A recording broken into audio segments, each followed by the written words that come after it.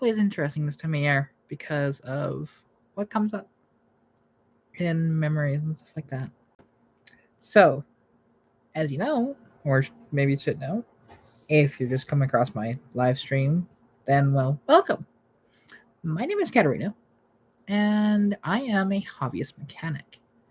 Now, there is a bunch of stuff that I have done to my car, right? A lot of custom stuff, to be honest. And it's interesting of how that car came to be. So, as the title says, 4 years ago I actually got the car running. Like I heard it run before that, but it didn't run good. It had really bad fuel in it, and it needed new spark plugs. Which I didn't get the spark plugs fixed yet, because it still had the miss 4 years ago that it had when I first bought it. And to be honest, that was just an intermittent miss that I was chasing forever. And I think I finally fixed that miss like it was about a month or two ago, and I can't even remember what it was. Literally can't remember what it was. To fix that, but that miss is finally gone that you can hear in that video, which I will see about actually getting that video up on YouTube, because I don't think it is. To be honest, it's not that great of a video, but bear in mind, I was just putting this video out there on my Facebook and I wasn't really thinking about my YouTube at the time, because I wasn't really posting to YouTube yet. But, like something though, because 4 years ago, like I said, I got the car fixed. 3 years ago is when my surgery got canceled, and that was awful because it's something that I really needed. And like, as you guys can tell, like, or if you know me and know of my story, or some of my story anyways, that I have divulged, it is something that I really needed, because my health is not good. It's been really bad for years. And that surgery, it actually did a lot to make me a little more functional. Then COVID kicked my ass and got me to where I am now, where in a similar boat to where I was before. Not quite as bad, but I can still function on a day-to-day basis at least. Because there was a time where I couldn't. To be honest, there was a lot of time where it was a struggle just to get out of bed, and I am so glad that I don't really have to deal with that quite as much anymore. But regardless, though, so something that like the title mentions, losing subs. Yeah, I have lost about 12 or so subscribers in the past few days. And now, something that does happen, because I'm not really too worried about it, but it's something I'm going to address.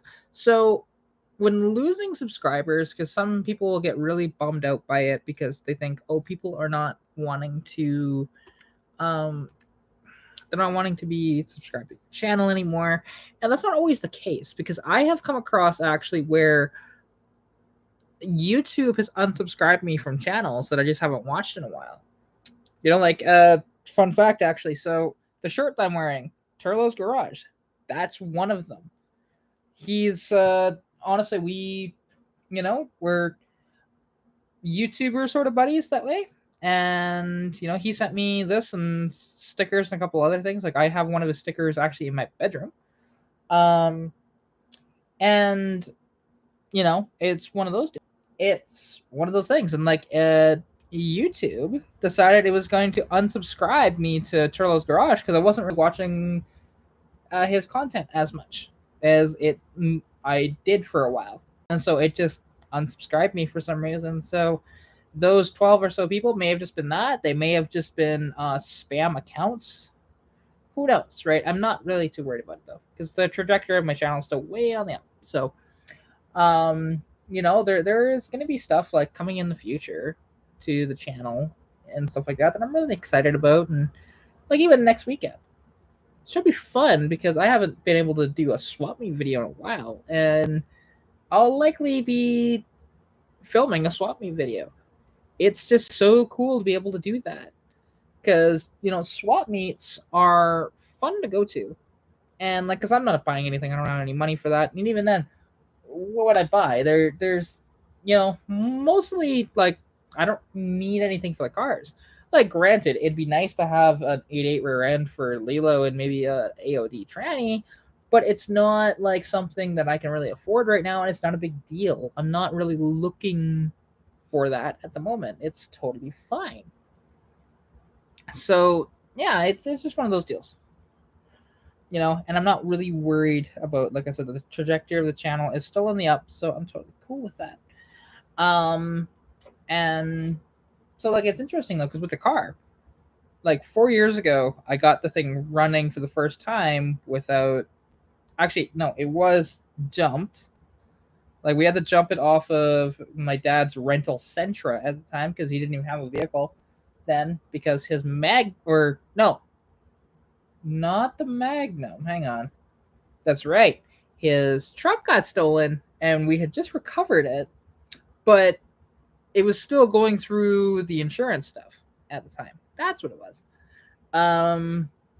And yeah, to be honest, like it took about a week or so for it to get back to us properly, and it had a hole in the gas tank, which nobody saw apparently. It was two different shops that did not notice that, which kind of bothers me, to be honest, because that would have actually written off the truck, even though it was a good truck, but that would have written it off. And and I do wonder, like, what would they have actually given my dad for that truck? I think that he would have actually been ahead, to be honest, on that truck. Because they probably would have made it cost more, like give more back. I think, to be honest, it's one of those deals. And just cool stuff like that. Now, like that, or I shouldn't say cool stuff, because little context. So I looked at, it was for my first car, because I was just trying to figure out what do I want as my first car, because I wanted something that would fit out front of my house. I wanted it to be, somewhat economical, which this choice actually wasn't. It just kind of fell on my lap and a really good price. And I almost bought it. I almost did. But there was some stuff that was not disclosed to me at all on it, which I did not enjoy that. Because it was this Ram Charger that had brand new tires, and the tires rubbed. They were big old mudders on it, like probably 32s or 34s or something like that. I can't remember, to be honest. Big tires. Thing drove okay. It rode just fine. But again, those tires were rubbing the way they were. Plus, I didn't even have my license at the time where we met this guy. It would have been really highly illegal for me to drive it home without even having a license plate or anything like that. Like, the way we would have probably had to do it was get a temporary sort of plate and then have my dad drive that while I drove his car home, sort of thing. After that, but because we met over an hour away, for this Ram Charger. This Ram Charger was cool. It was a 89, so it was injected, 318, 4x4, automatic, and it had quite a bit of rust. Had one hell of an oil leak from the valve covers, which, I mean, that's not unusual with these old cars, to be honest. And just, yeah. Ooh, that is beautiful. Sorry, a friend of mine who he just posted some pictures. Well, actually, I say just, it was 3 hours ago. But he posted some pictures, so that's an SHO right beside it so you see this picture here, right? That is a 65 Alfa Romeo. If I can get it to focus. Are you going to focus their camera? Nah, it's not. Oh, there we go. See, there we go. So that looks like an SHO Taurus beside it. And that's a 65 Alfa Romeo Giulia, which is so cool. You'd never see those. And you can tell the bumper delete on it, but hey, that's a really neat car. And that's the one thing with Alfa Romeos, they are such a cool rig. And wait a second.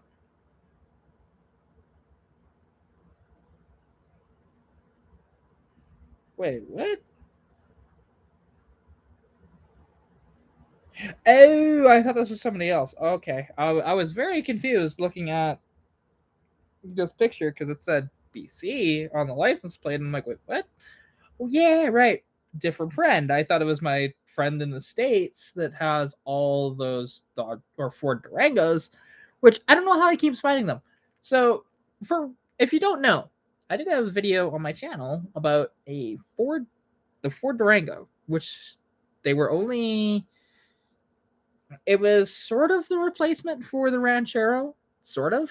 Um, it was on the Fairmont, and what was cool about it is it was the only so it was the only factory approved Ford Fox body pickup truck, which is neat, to be honest. Again, I say factory approved because it was a coach building company that built them.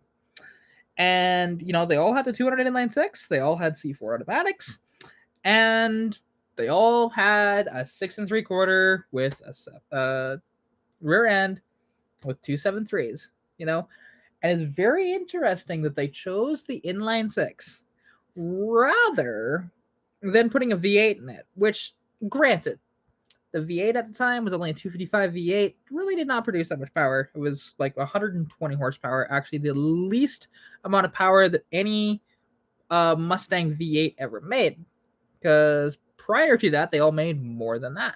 So, actually, prior to that, the minimum amount was 140 horsepower. So the 255 was basically a de-sleeved 302, and not much you can really do to those. Like, you can do a little bit. They share a lot with the 302, but they're not an engine usually people go after because they're not worth chasing, right? They're just not. Like, I've personally driven a vehicle with a 255 V8. That is my buddy's 82 Mercury Capri, which 82 was the final year you can get it, but some people will think, wait, 82? That was the year that the 302 came back. Yeah, but that was late 82. When they brought back the GT name as well, because the GT name was dropped in after 1979. 1980 and 1981, there was no GT.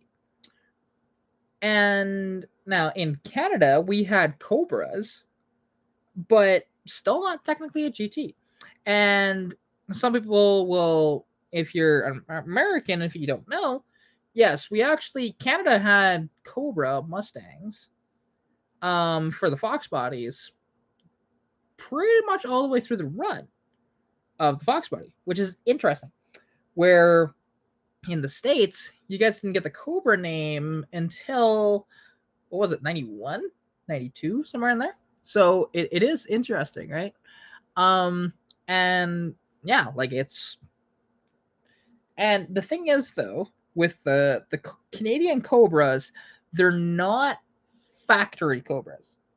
They are essentially a dealer add-on. It's just basically a sticker. That's all they were. Sticker, V8, although some could have even the turbo, 2.3 turbo. And that was it. It's basically a sticker job. And they're kind of cool to see. You don't see them too often, and like, there's a kind of a rare sort of thing that you could have gotten where they would move, instead of the license plate being right in between the taillights, they would actually move it to the bumper. And there was an add-on that basically was this red sort of thing that would fit, like I said, in between the taillights, and that said Cobra on it. You do see them every now and then, but they are kind of rare to find, to be honest. They don't really have that much value because most people in the Fox body community do not actually enjoy that thing at all. They prefer the license plate to be in that spot because that's what they like. And which, to be honest, I prefer the license plate to be there too, rather than having that. Now, something I am going to, because I just want to check something really quick. And now something though, because the thumbnail for this video, that's actually from 2 years ago, 3 years ago, when I just got the steering rack replaced in the car, and there was a few other things. Okay, there isn't. That's what I thought, but I just wanted to be sure. Yeah, okay, that's what I thought. Just double checking something on for the settings for this off my phone. But it's kind of neat because like how much I've done to that car. Now, I will say, I was not the one that replaced the steering rack. I shipped that out to a friend of mine. His name was Brian, and he owned a shop at the time. Now he doesn't own the shop anymore, but he's still a mechanic. And it's just disappointing because I always like to bring my car to his shop. His shop was interesting because there was no lifts at all. It was very old school in that regard, and it was just a basic shop.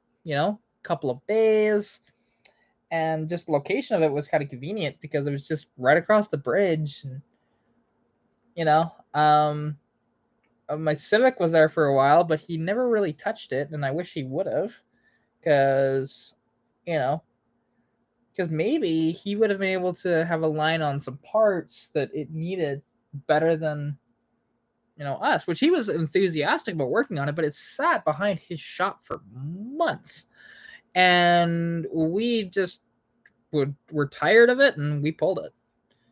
We just grabbed it one day. I let him know that, hey, by the way, I'm grabbing the Civic. You haven't worked on it. So, and I was kind of very disappointed that he didn't do it because I just did not really have the energy for the Civic at the time. And then later on, about a month or so after that, or a couple months after that, really, I had my buddy Keith bring it up to his shop in Edmonton, that's where we've done a lot of work to that car. Where I painted the motor, where we put the rear end in, where we put the transmission swap in, that sort of thing. Where it so technically the dual exhaust wasn't built by us. It was a shop in Leduc called Tim's Muffler. Fantastic shop, to be honest. It's somewhere that they do amazing work, and it's not that expensive. That whole exhaust, custom exhaust, supplied mufflers, supplied tailpipes, or supplied tips, I should say, for I think it was like $380, which is actually a really good price, considering my really shitty exhaust. They charged me like over $300 for that, which was stupid because all they needed to do was do a Y pipe into it, and that's it. They didn't even build like tailpipes or nothing for that. Like honestly, they should have really only charged me a little over $100 for that, and I was not very happy, to be honest. Like I showed that I was happy, but I wasn't, to be honest. Not with that, and I will never bring them exhaust work again. Period. I'll just go up to Leduc and get all my exhaust done there, just like where my buddy gets all of his exhaust done. And it is interesting. Like there, and like something that I deal with actually, obviously, as I'm sure you all know, if you've seen comments and stuff like that, is I deal with a lot of trolls. And what's interesting, there was a video when I was driving my buddy's Capri. I did a short little video of, and all it says is cold idle and rev of a 1982 Mercury Capri, right? Which is exactly what the video is. And he complained, saying, "Oh, it's supposed to be a cold start." I never said that.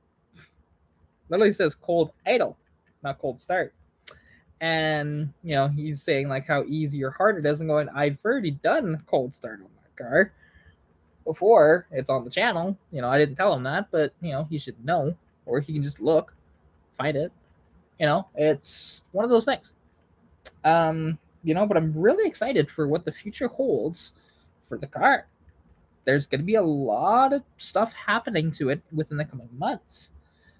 Like header being, we're going to be building basically when the snow kind of melts, maybe even slightly after that, because I do because I do need it to get to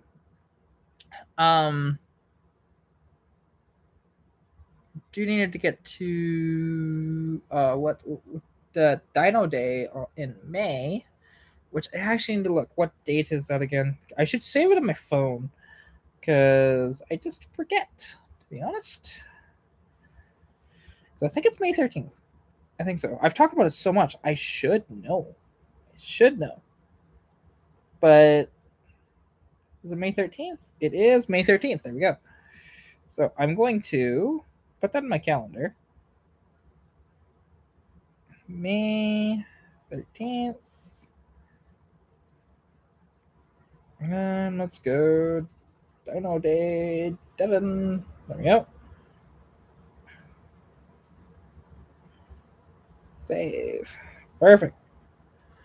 And yeah, like to be honest, I really can't wait for that, you know? And this year should put a cam in it and it should have that new head put on, which will be so cool. I can't wait for that. Although it's interesting because my friend that's building that head, which is going to be, it's interesting because he's not doing too much work to it other than he's modifying it like so he's not going to up the compression of it. And like something that I will do though is because I'll get because he's gonna have to kind of figure that out, to be honest, which I might just bite the bullet and when I have money and when he has the head or when I know he has the head with him, see if the intake can be machined out to accept the 2 barrel on it and just go from there, because that would be nice to have that so that there isn't the adapter and the weird flow, which because basically that head, because like I said, it's going to be a multi-point fuel injection, so it's not going to need the carburetor anymore. However, we're still going to have a carburetor on it. And you might ask why?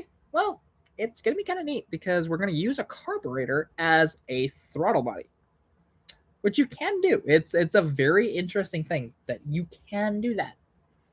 And there's a lot of people that say you can't, or that might think that you can't, but all a throttle body is literally just a flap that opens to let air in. That's it. So, you know, and your kind of throttle is going to be, because like one thing is the choke will be off. Like we'll remove the choke and just do it that way, you know, and we're gonna likely use my Holly 2 barrel that I rebuilt, which is funny because I rebuilt it, didn't need to at this point because it's gonna be used for that. But well, it is what it is. And I'll just keep the Motorcraft one around in case I need a Motorcraft carb for something, and that because I know that carburetor is good. You know, there's nothing wrong with that carb. It's a very good carb, and the fact that you know it has Holly jets, which is very unusual to find. That is only with the newer or older, I should say, Motorcraft carbs. So, you know, it's one of those things. And actually, I do want to accept that. X share, copy link. There we go.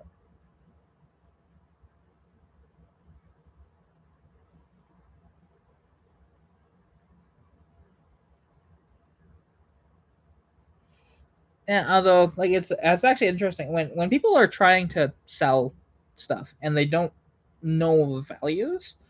Like this is kind of pricey because it one of these things that finding this stuff, because it is kind of rarer to find like an early, you know, like an early gauge cluster which has low miles on it. Oh, that's right, it's in miles, which is weird to see that. I'm used to seeing that in kilometers because again, Canadian, right? And you know, but that's exactly mine, and it was on a V8 car, or at least adapted for a V8 because of there's this little dial on every single Fox body um, gauge cluster. At least for the 4eyes, for sure. I'm not sure about the arrow ones, because the 4-eye ones really didn't change, other than changing the color of the gauges and the light, color. Other than that, they were the same. And yeah, it's just kind of cool that way. It's just not. You don't see that stuff very often, but I mean, guy's asking way too much for this stuff. He's got the gauge surround, he's got the gauge cluster, and he's got the little trim piece that goes on the passenger side. At least for the passenger side of the dash. And he's asking $200 for this stuff, which that seems kind of pricey, especially for just the generic wood. And that's for oh, interesting. That's a non-AC one too, which you don't see that often. Because you normally see AC ones, which is interesting, and I don't understand why. Because AC was kind of a rare option, yet those are the parts that survived. It seems like more. Because like I have people that are deleting their AC and stuff like that also want the non-AC stuff, so it does get a little more desirable. But like I have a couple of gauge surrounds. To be honest, I have 2 of them that I've been trying to get rid of, and I just can't. Because they're both AC ones.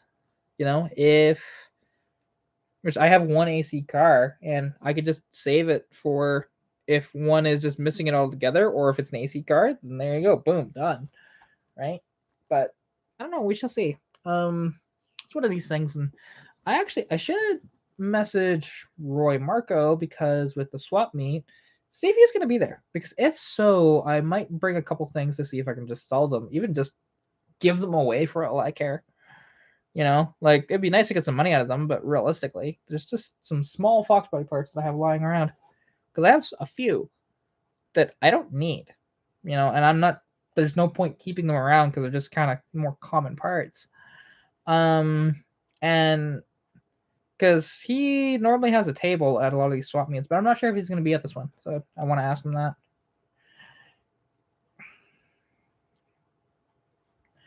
And also, like, because there are louvers that I have, and I should recondition them, to be honest, but I just haven't yet, and I might just recondition them prior to then, because who knows, maybe that's the next video of reconditioning old louvers, which they're really neat, to be honest, because they are, well, very rare. So they are from a 1982, or not 82, sorry, 1985 Ford Escort hatchback with a rear wiper. And that's something to consider. So it has a step in it a little bit because of the rear wiper to make sure that that goes. And, I picked it out of a junkyard, and, it's just a really rare piece. And when I grabbed it, I'm like, I'm probably never going to see another one. So I should just grab this right now. And so I did. It's in my shed, just waiting. Because I've thought about, well, would it fit on a Fox body? And no, it doesn't. I wish it did. Because if so, I would just say, screw it. Because it has that kind of step that I would need on the notchback, but it's not quite long enough. Or wide enough, actually. I think it is. Or maybe I'm trying to remember. I've had it up to the back glass. Just take a look. And that's one that, even though, okay, it has a third brake light built in, which is interesting. Which that's something that I might actually would like to set up in that regard. And, just do it that way. It'd be kind of cool. But we shall see. Because who knows? Maybe if I can't sell that, maybe I just modify it to fit mine, because I don't know what's going on with my louvers, to be honest, that I've been having built for over a year now. It's been, year and a half, 2 years. Can't remember. I don't have much invested in that. Like, I bought rear glass for a notchback Mustang, and that's it. So, and there's just gas going there and back. That's it. And yeah, because I was hoping, hoping that he'd have that, sort of built. Not that I need them on the car now. I don't put louvers on the car for winter time. It's just a terrible idea because you can't clean the back glass. At that point, it just gets frozen on in there, and then you're screwed, right? And or like clearing off a bunch of snow on it. Now, if the car was inside most of the time, not a big deal. If I had a garage, I'd keep louvers on it all year round. But I don't have indoor storage for it, and I can't even create indoor storage. It has to stay outside. But like something that was supposed to happen today, or well, yesterday at this point because it was 2 a.m. Was supposed to do some tuning on the car, and like me and my friend were gonna do some testing and tuning on, I think my car, and then maybe his truck as well. But he just wore himself out too much from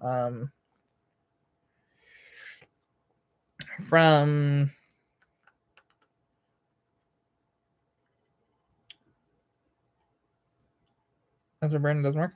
Because he's very big into mountain biking, so he really went hard on the mountain bike, and I guess he just wore himself out, which that's fine. Like I'm not really in a rush.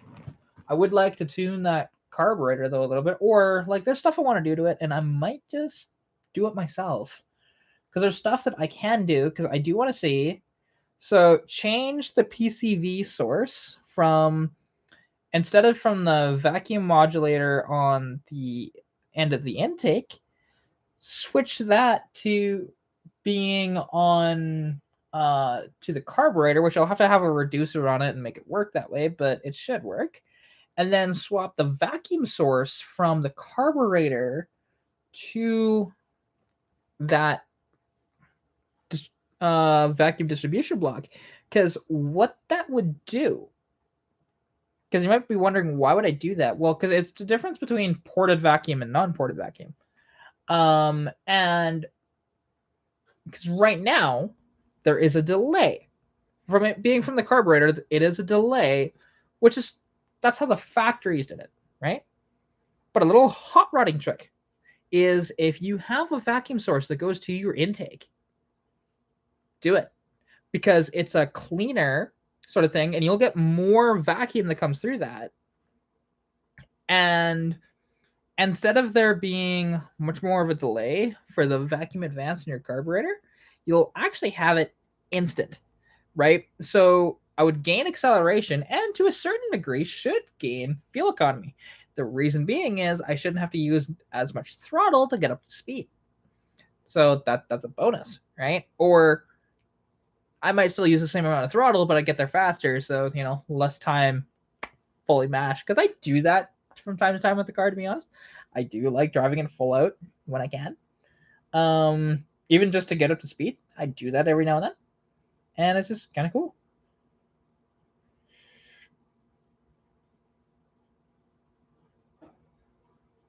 Now that is a wild picture.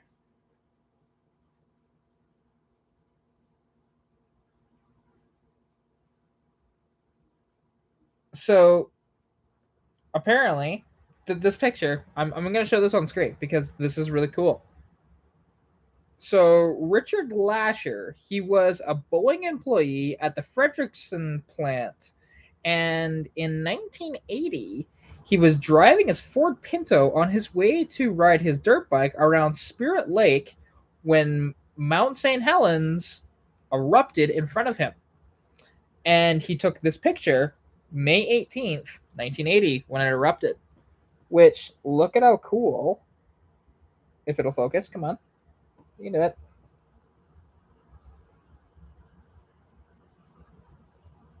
I really wish it would. Just focus, please. Because you can see the eruption happening in the background there. There you go. So you can see the eruption, right? And you see his Pinto with his dirt bike on the back of it like that. And apparently, after it erupted, so like he left the area after that, and like he tried to ride his bike into the area about a day later, to get pictures of the aftermath, and he was arrested for that, which I understand because of the safety of it, but that is wild, that he was able to get that picture, because that is neat, and it's stuff you don't see, right? Like that, truly just one of the coolest things I have ever seen. To see, and again, it's an early Pinto, like that's a small bumper Pinto. So, and the Pinto came out in, what was it, 71, 70, something like that. It's just cool, just very cool. And kind of dumb that I understand the curiosity point of wanting to go check it out afterwards and get pictures to document it, but it was dangerous, right? So that is very neat. And those Pintos, I like those Pintos. Those Pintos are cool. They only had two engine options, which was a 2.8 Cologne V6. I believe it was the Cologne. I always get them mixed up because I don't. No, the 3.8 was the Essex. 2.8 was the Cologne. So 2.8 V6, which was nicknamed the Cologne, and then you had the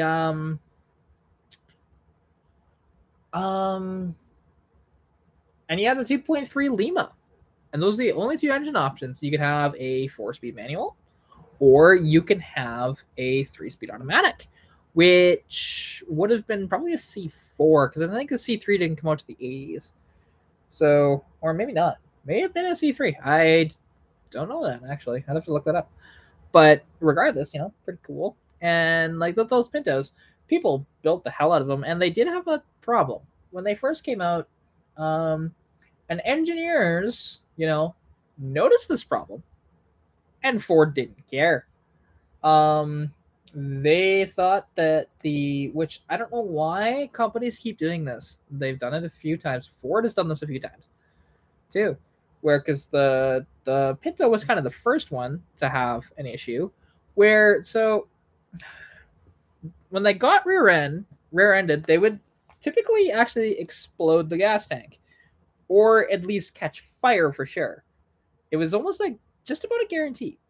And the reason for that is there were two, and I want to say it was the seatbelt bolts for the rear that were too long, basically. They protruded out, and in a collision, that would puncture the tank and basically make it explode.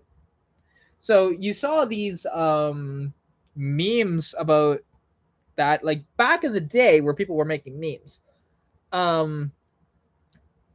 That, like before the term meme was actually made, that they'd put, stay away, explosive rear, and stuff like that, or don't hit my bumper, I will explode, stuff like that. It was funny, to be honest, and people that had a sense of humor that drove these cars, and like Ford did recall it, and it cost them a lot more than the very simple fix of fixing that before it went into production, to be honest, or full production.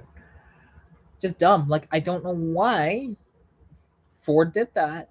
And like with the Bronco 2, it was a simple thing that would have only cost, I think it was like $5 or $10 a car. Similar idea, except for this time it was something to do with, I think it was a sway bar or something like that. Because the problem with the Bronco 2 was that it was very tall, but it did not have a wide track width, so they had a tendency to flip over. A lot of those small SUVs have that problem, because even they don't talk about it, but S10 Blazers, they would do it. Any of those Japanese vans that were like that, they did it all the time. The Suzuki Sidekick and Samurai and Geo Tracker and all those, they have that issue too. It's any vehicle that isn't really that wide but is tall is going to have an issue with it being top heavy and potentially tipping over. So yeah, if you own any of those, don't do any stunt driving. That's what I'll tell you. Just don't do it. But no, it's just kind of interesting. That Ford kind of had a pattern of doing that for a while, and actually, fairly recently, it was just last month that Ford recalled. Now, I don't know if they knew about this problem prior. My guess is no, but you never know. Some new Broncos. They are being recalled because there is a gear within the I'm pretty sure it's a gear anyways, within the steering column that will prematurely fail, and basically it'll either be really hard to turn your steering wheel or you'll get no steering input whatsoever. So it's a little over 200 cars that are being recalled. Some regular Broncos and some Bronco Raptors are being recalled. So that's a little interesting, to be honest, of seeing that. Um, and I don't know why there is always, it seems like whenever there's a new car about, there's always a recall on them, like 95% of the time, I swear. And it's wild to think about. It's like, guys, this is why you shouldn't rush shit to market, right? Because you should have it to where it's actually good. And a lot of these companies will, rush it in that regard, where the productions should take a at least like an extra year and stuff like that. It's not the case. You can look at quite a few cars in history about that, and when the first year of those came out, they had problems of basically being unreliable, maybe catching fire, all this sort of stuff, being just unreliable, all that different stuff, right? There's a bunch of stuff, and there's just quality control as well. Because, I mean, there wasn't really much quality control prior to the 90s. Like, they started to get it, but the one thing is that there's a reason why, and honestly, owning that 78 Civic, it was understandable as to why um that the Japanese market took over and that the American market struggled. It's because American cars, well, I love American cars, to be honest. They are fantastic. However, the quality of them back in the day wasn't the best. And the Japanese vehicles had the quality.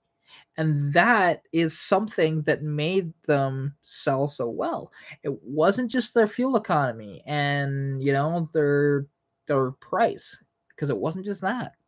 It was the overall quality, and that makes a big difference with prospective buyers. And so it really made American companies weary and need to, you know, go forward with that.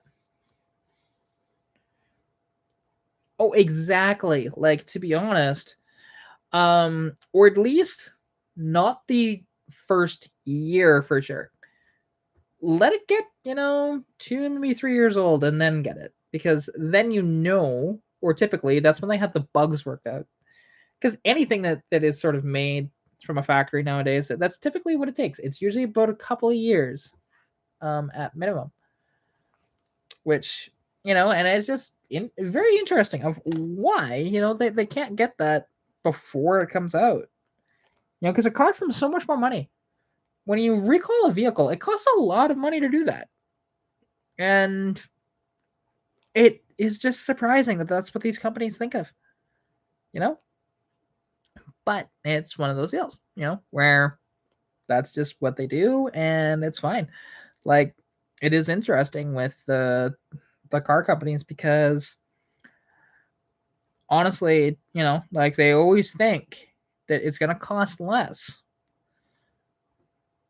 than actually fixing it properly the first time, when that's never been the case ever.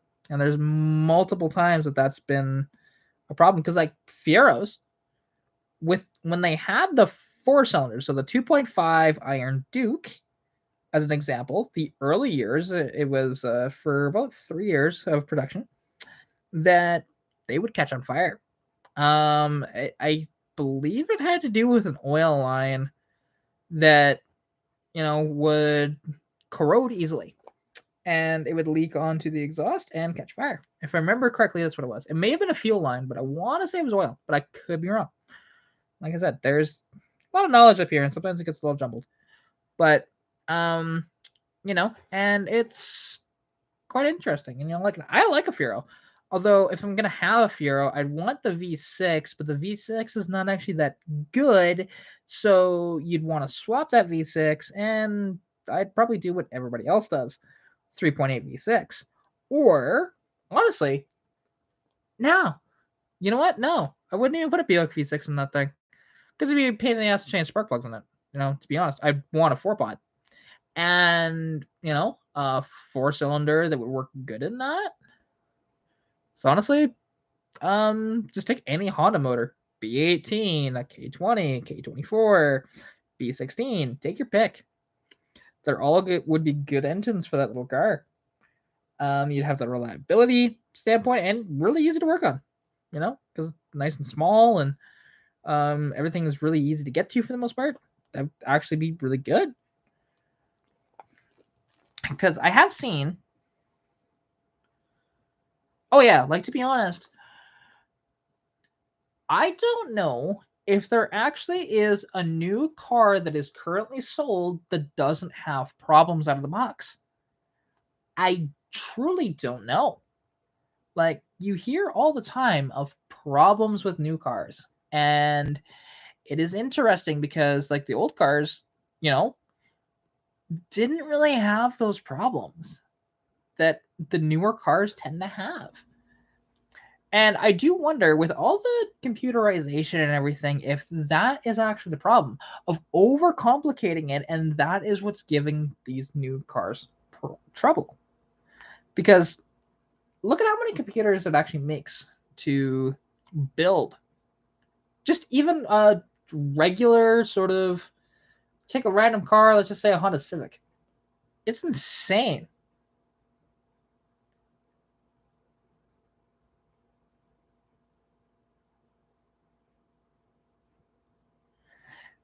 See, now, here's the thing. I like JDM cars. I do. Like, I like my Hondas. I like some older Nissans and even older Mazdas and stuff like that. And that's the one thing though, because I don't really have problems with my cars. Like, my old cars, you know, my '81 Mustang. The only reason why it's having any problems right now, it's because of an adjustment I made to it, which I'm going to fix that adjustment and make it better. To be honest, it's that sort of thing, and it'd be no different than it, like, if your Mazda 6, if you wanted to modify it, you'd come across these problems too, right? So it doesn't matter if a car is old or new. And like that '81 Mustang, it'll outlive your Mazda, to be honest. Though Mazda 6, really good. Especially like, because those can have, I believe it's the 2-liter or the 2.3. Those are really good engines. And the 2.3, it's interesting. It can date its lineage all the way back to the Pinto engine of 1971, the 2.3 Lima, because that's essentially what that engine is. It's just an evolution of it, which is cool to think about, right? And that sort of thing. And hey, no worries, Mustang guy. To be honest, it's one of these things where, like I said earlier in the thing, when I had really no viewers and nobody was chatting yet, only people started chatting literally like just a few minutes ago.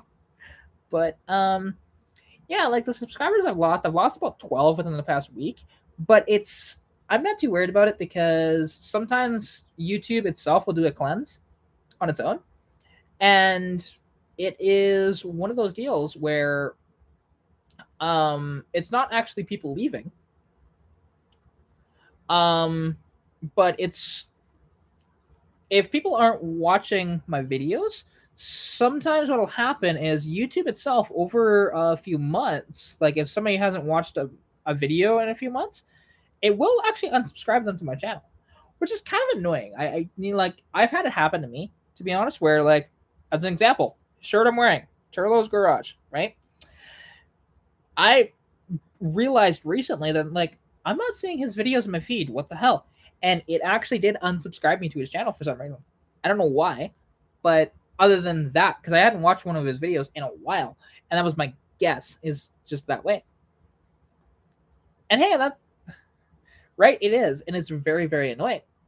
Um, you know, but it is what it is, and nothing you can really do about it. You know, you just other than watch the videos. Um, and that's just one of those things. Now, and I will say, like, so yeah, like that getting back to your Mazda, this that 2.3 is fantastic. Now, big question is yours just a regular Mazda 6 or is it a Mazda Speed 6? Because there's a big difference between the two cars. One's really cool, the other one's just decent. Because I like those Mazdas, to be honest. I don't know if I'd own one, but I do like them. Like, actually, I'd lie. I would own one of those Mazdas, but with a twist. There's a project I want to do someday, and who knows? In the future, maybe it'll happen.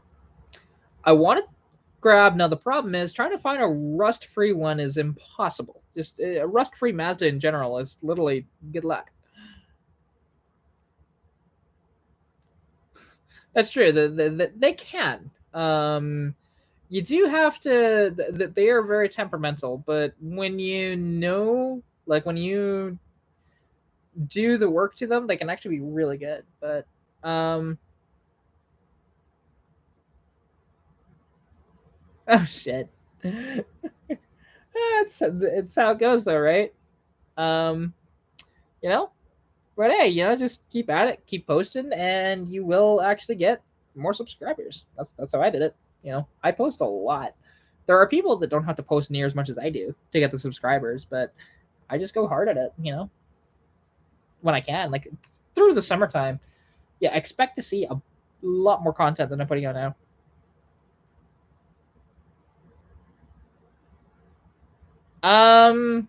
It's not a V6. No, the Mazda Speed 6 has the same engine that you have, but it's turbocharged. Which it's the 2.3 turbo. It's not a V6. And the all-wheel drive system, I have heard that that rear end doesn't take up to a lot of abuse. But the one thing I want to do with with a Mazda 6, and in particular a Mazda 6 wagon, I'd love to create a Mazda Speed 6 wagon, which they never made. Have it as a manual with the 6-speed in it, have that motor in it, and just do a different all-wheel drive, like upgrade the all-wheel drive system. It'd be sweet. And yeah, it's true. It is the same. It's the 2.3 that you have, just it's turbocharged. Which, fun fact, the EcoBoost Mustang right now has that exact same engine. It's just a little more fine-tuned and makes a lot more power. Because the EcoBoost Mustang makes a little over it's like 320 horsepower, where the Mazda Speeds make like I think it's 270, something like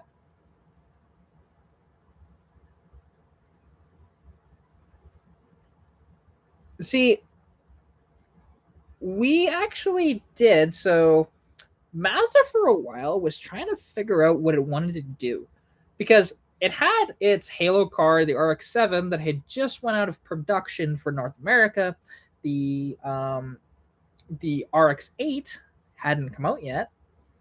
They had the Mazda Miata, because it was still Miata at that point. It didn't become the MX-5 until I think it was the second generation of it, because I want to say, well, maybe it was the second gen by then. Actually, I'm trying to remember, to be honest, in my head. But here in Canada and in the States, we actually did get a protege that was called the MP3, which it wasn't really that special. It had a decent sound system in it, a little bit of suspension work, and that was about it. It really wasn't much. But then, interestingly enough, the first Mazda Speed vehicle, and they're rare. I've only seen one for sale. And yeah, they I think they were no, the Protege was the coupe, I think. I believe so. I'd have to look it up. Let me look that up. Actually, hang on. It's been a minute since I've seen one. I'm just trying to remember. Protege MP3. Sorry. The MP3 was the sedan. That's what I thought. I just couldn't remember. Because they look like, if you look at them, they look like a Mazda Speed Protege, but they're not. None of them were named that, but let's take a look at if we had one similar to that for over here, because you guys do get unusual ones, right? So what was the SP25?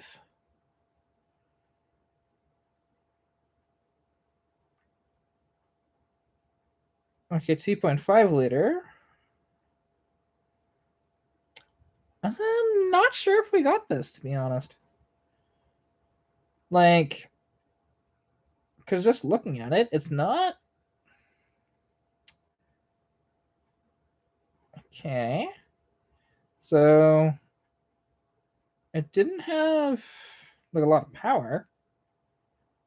It essentially just looks like an sort of up-trimmed Mazda 3.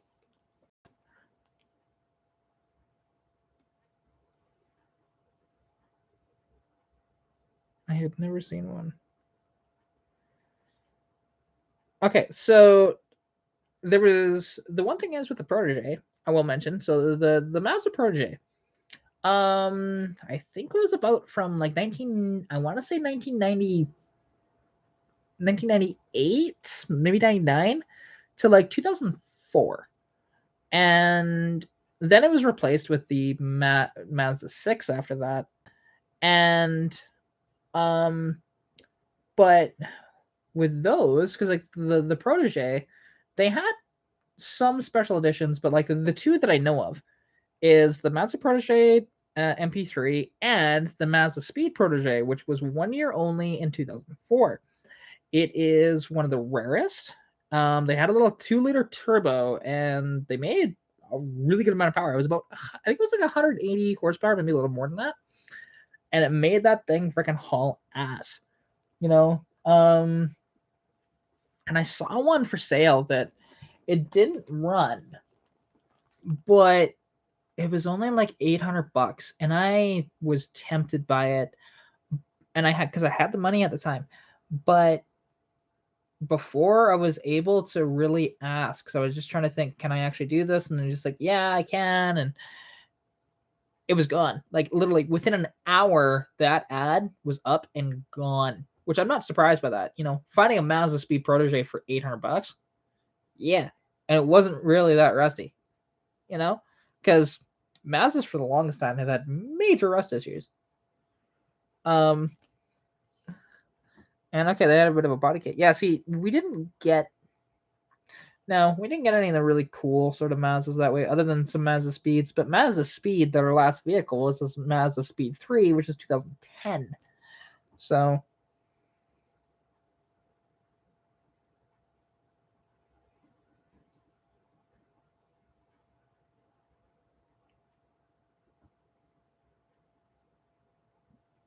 see, okay.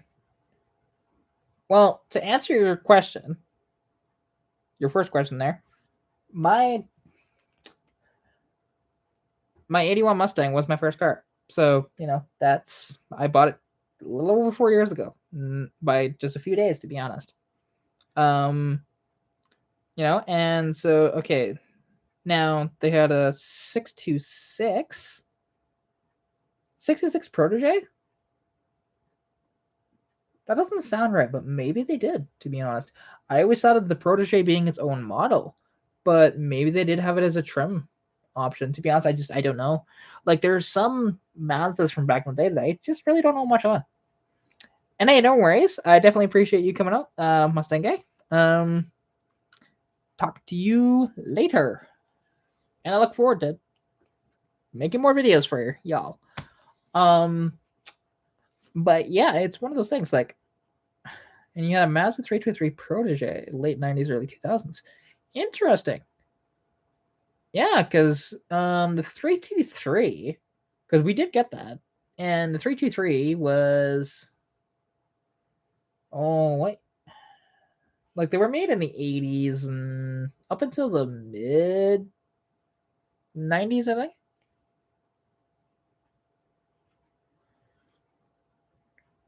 Well, okay, so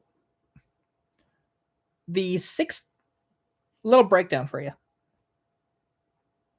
A 626 was the sedan. The 323 was the hatchback. Back then. That's the one thing I know.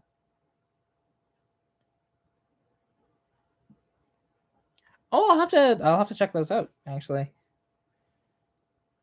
Because actually, I need to look because I haven't seen some of your content for a while. So I do wonder if if maybe if it had me unsubscribe from your channel accidentally. So let's find out.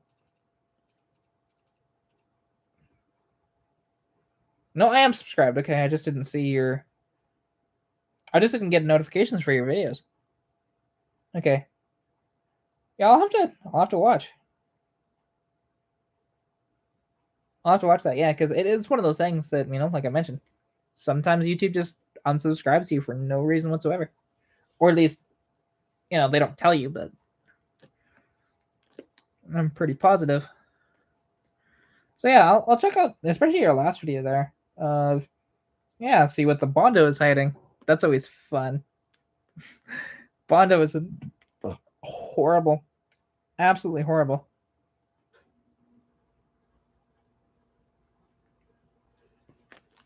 Because yeah, I still have a bunch of Bondo to deal with on Stitch, to be honest.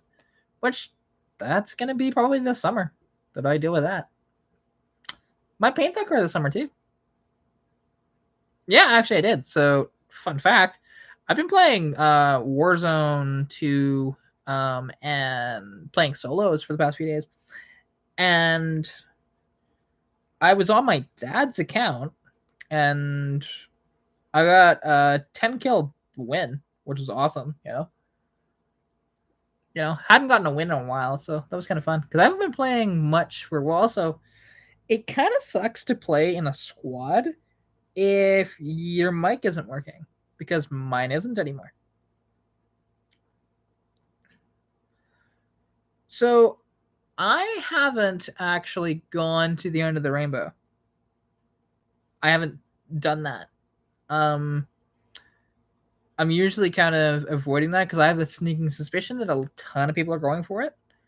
Um, for me, like, because usually where I land in solos, anyways, is so just north of the cemetery, and I will. There's a couple of gas stations that are across the highway from each other.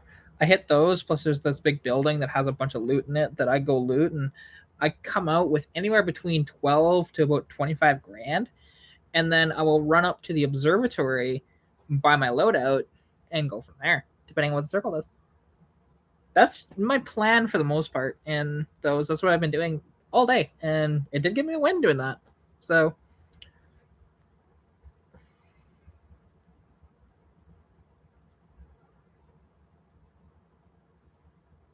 oh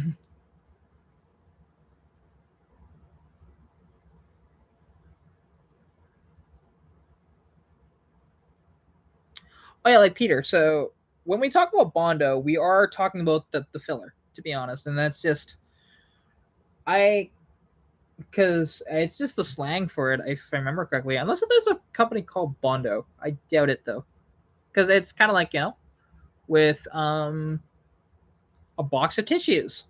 Well, we call it Kleenex, but that's actually just a company that calls it that. So yeah.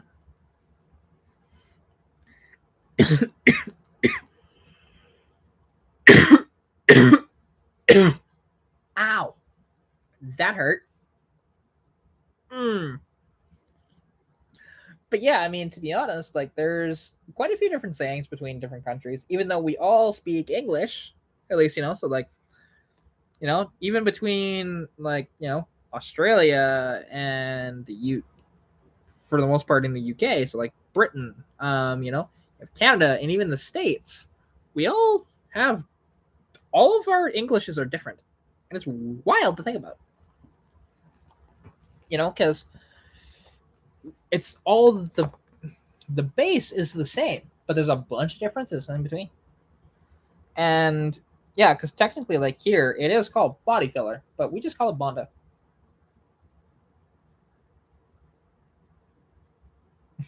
Oh, exactly.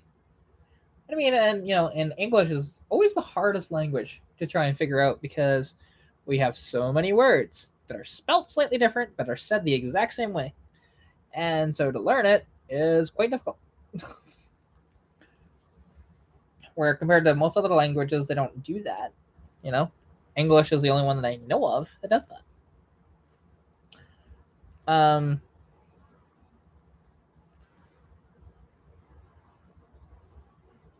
but yeah. Ooh, I'll have to watch that because that's on Netflix. Yeah, it is.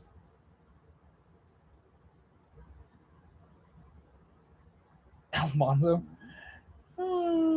But it's that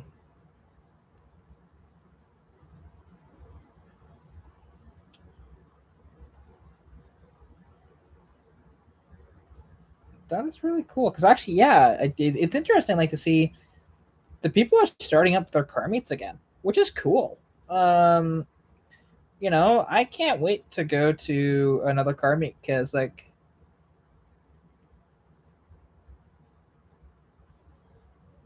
um, I think what you're trying to ask there is if I have seen or heard of Bad Chad Customs, which yes I have. I honestly hate his work. He hacks shit together. I honestly not a fan of what he does. It's one thing, like for example, Welder Up and Darnell, um, and Steve Darnell. They make rat rods, so they are supposed to be kind of pieced together that way, and it's fine.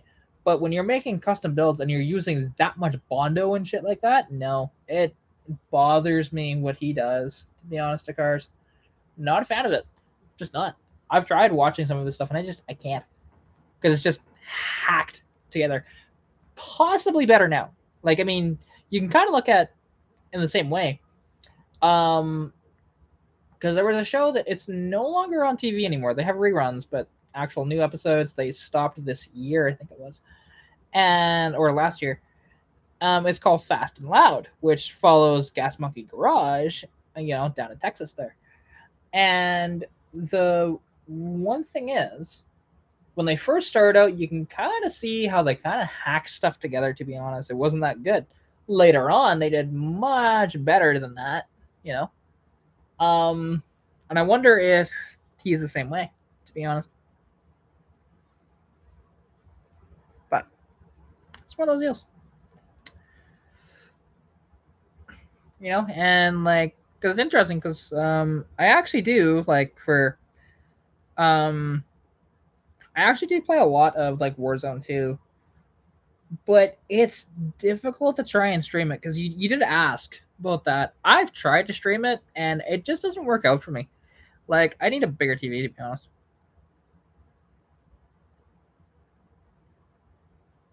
Um, Bad Chad's Aussie tour. Wait, is there different people called Bad Chad?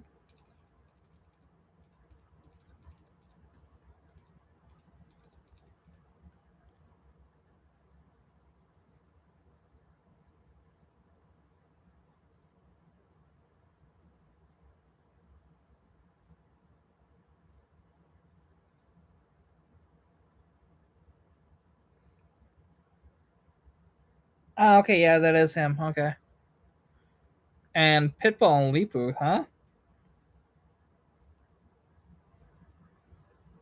It's true, they are. Um, you know,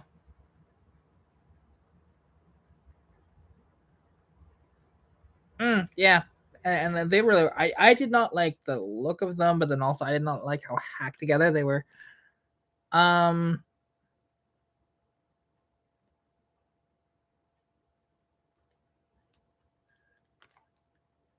Well, because and when you ask, did you see Pitbull and Leepu? I don't even know. So, the only Pitbull I know is the singer, and I don't even know who Leepu is. So, because now I gotta look that up. Leepu. Oh, it's a TV series. No, I've never even heard of that. Never even heard of Pitbull and Leepu at all. They only had one season, apparently.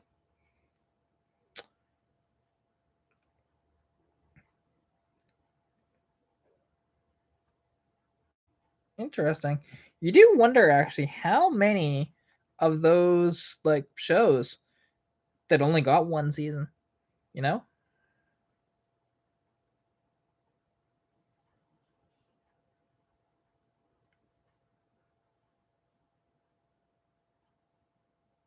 Yeah, I've never even heard of it. I don't even know where I could find this, to be honest, without having to pay for it.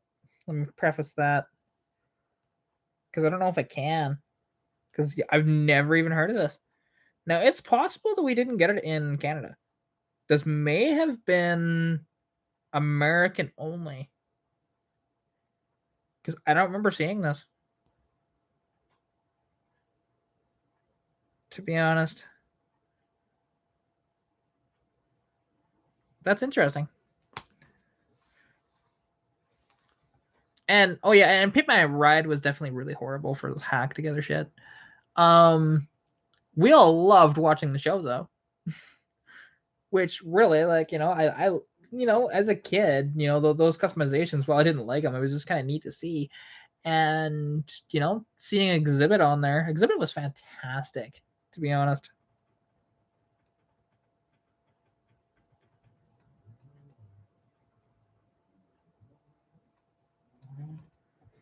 Yeah, well, and that's the one thing with a lot of these shows, because even there was a show that I really liked to watch. It was called Phantom Works. And the one thing is, they made it so that TV did not meddle. They made sure that they did not have them rushed for anything or anything like that. And so the quality of work, you actually saw it, and it was really nice to see. You see, I liked watching Fast and Loud, to be honest. I did. Now, do I want to, go down to Gas Monkey Garage and meet Richard Rawlings? No, not at all. I've heard the guy's a bit of a dick, but it's one of those things. There's people in the car hobby I'd love to meet, but we'll see if that ever happens or not. If I ever get the opportunity, even there's actually this weekend, starting. I think it started today actually, or Friday. Um, there is actually a classic car auction happening in Red Deer. And supposedly, Avery Show from Rust Valley Restore is supposed to be there. But I'd much rather meet him at a car show or something like that, as opposed to there. Because he's never clean. Never. So it's one of those deals. Or just Mike Hall again. Same idea. You never see any of those two clean.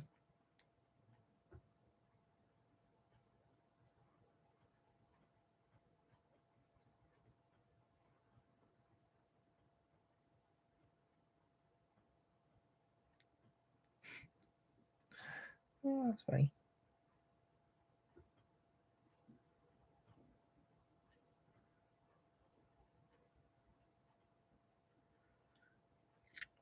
Well, the one thing is some of their stuff isn't too bad. I have watched some of their videos, and it's been fine.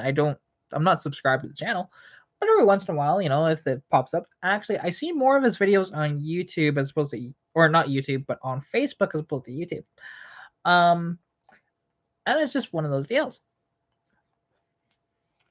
you know. And the one thing is, for the people I've wanted to meet, unfortunately, they're all starting to get really old and starting to pass away now. So Yeah, I would have loved to meet Carroll Shelby, but I mean, he's been dead for 10 years now. So,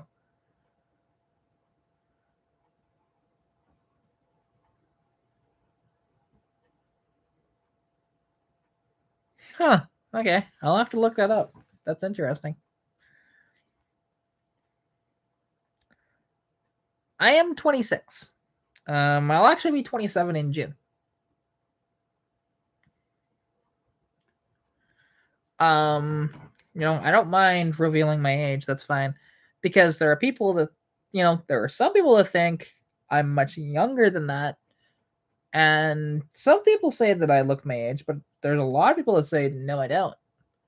That I look a lot younger, and especially a few years ago, I was having it when I was first getting into the bar scene, like because I was for a while. I used to, go to bars and have a good time and stuff like that. Way back when I could still drink, because I can't do that anymore. But or at least I haven't been able to drink for a while. I don't know, maybe I could try again because maybe my body has changed. I don't know, but I haven't tried drinking in a while. But um, back then they always thought my idea was fake.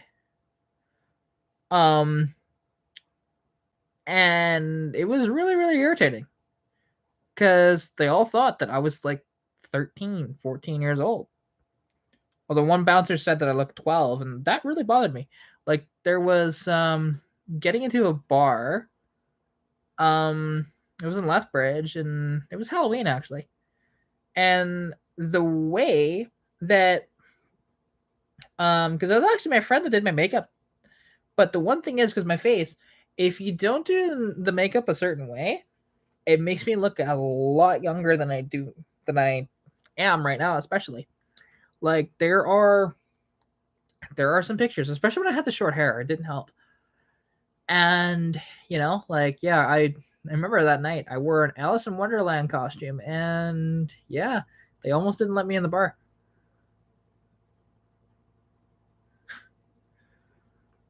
Hey, at least you look like an adult though. That's the one thing. Um, if I always look like an adult, I wouldn't mind. To be honest, I'd be fine. Um, like if I look younger than I am, but people think that say I'm like 18 or something. Cool, that's fine. I am okay with that. I'm okay with that. But but yeah, I'll definitely have to look up that show because they have some episodes on YouTube and see how bad it is. Because I've never heard of that. And I do wonder if it was an American only thing. Because it does make me wonder. Or unless y'all are Canadian, but majority of my audience is American, so that's what I'm gonna guess is you're American.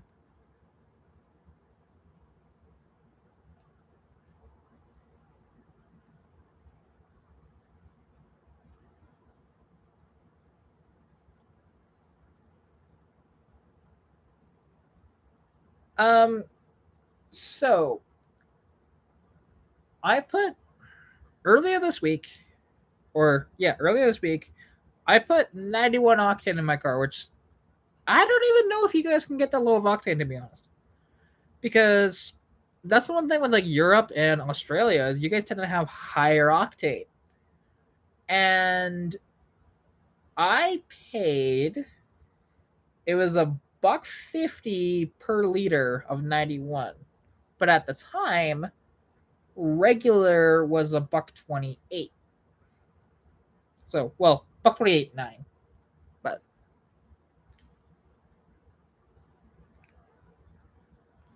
and that's Canadian. So you'd have to do the conversion to your um to Australian for that. Because it's always fun trying to figure out like what the price of gas is between Canada and the States, because States uses miles, and gallons. So while you guys, because I'm trying to remember, does Australia use yeah you use dollars per liter, right? Like granted Aussie dollars, but instead of per gallon, because I'm pretty I want to say you do, but I don't know for sure. Like, are you guys in? Actually, are you in miles or kilometers?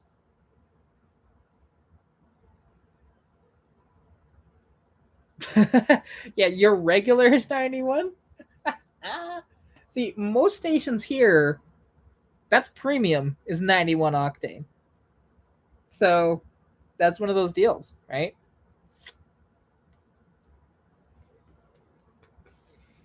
Yeah, actually, I'll type it in the chat. So, like, I wish that we can get higher octane than that. You know, like, it's seldom that I can even find 93 octane.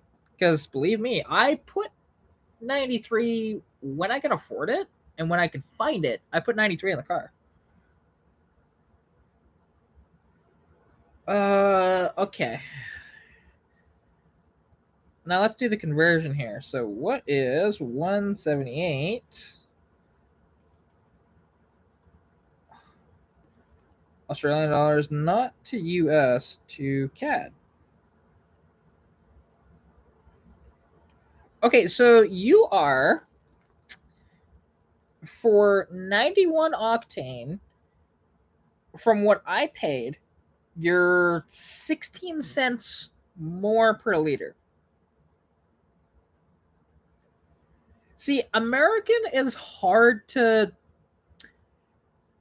It's a pain in the ass to do the conversion to American, because you have to convert the liters to gallons, which is 1 gallon is about 3.78, I think it is.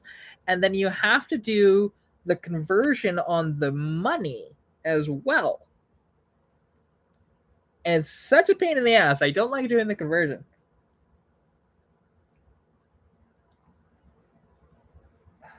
Because although I might be able to do it, let's see. There used to be a website, and I don't know if it still exists, that'll actually do the conversion for you. Um,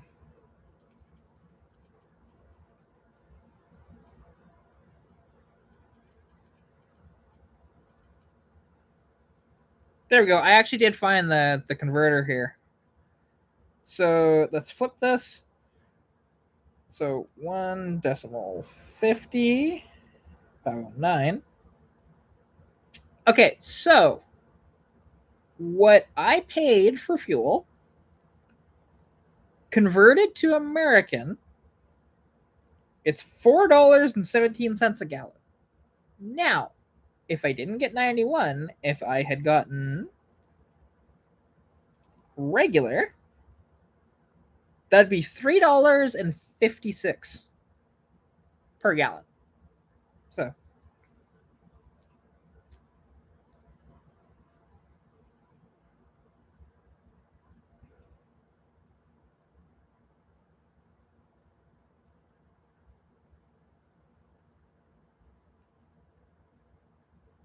okay, that's it. Let's see if there is. Hang on.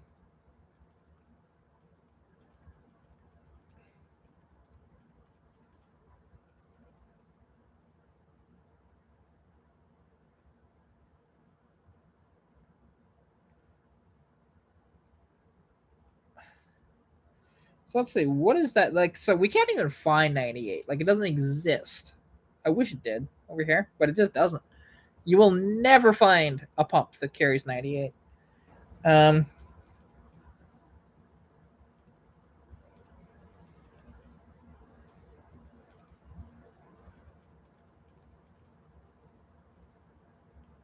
ooh, so that's a $1.91. $5 a gallon. Hang on, that's super expensive. Holy crap. So let me look. What is that in Canadian? Ooh. Oh, that's painful. That's painful. So I just did the conversion from, yeah, for 87 octane, you have to pay the equivalent of a $1.81. For reference, I have never seen 87 octane that expensive. Ever. Ever. So, big question is, where are you that it's that expensive for fuel? Like, are you? I'm gonna guess you're in California, but maybe I'm wrong.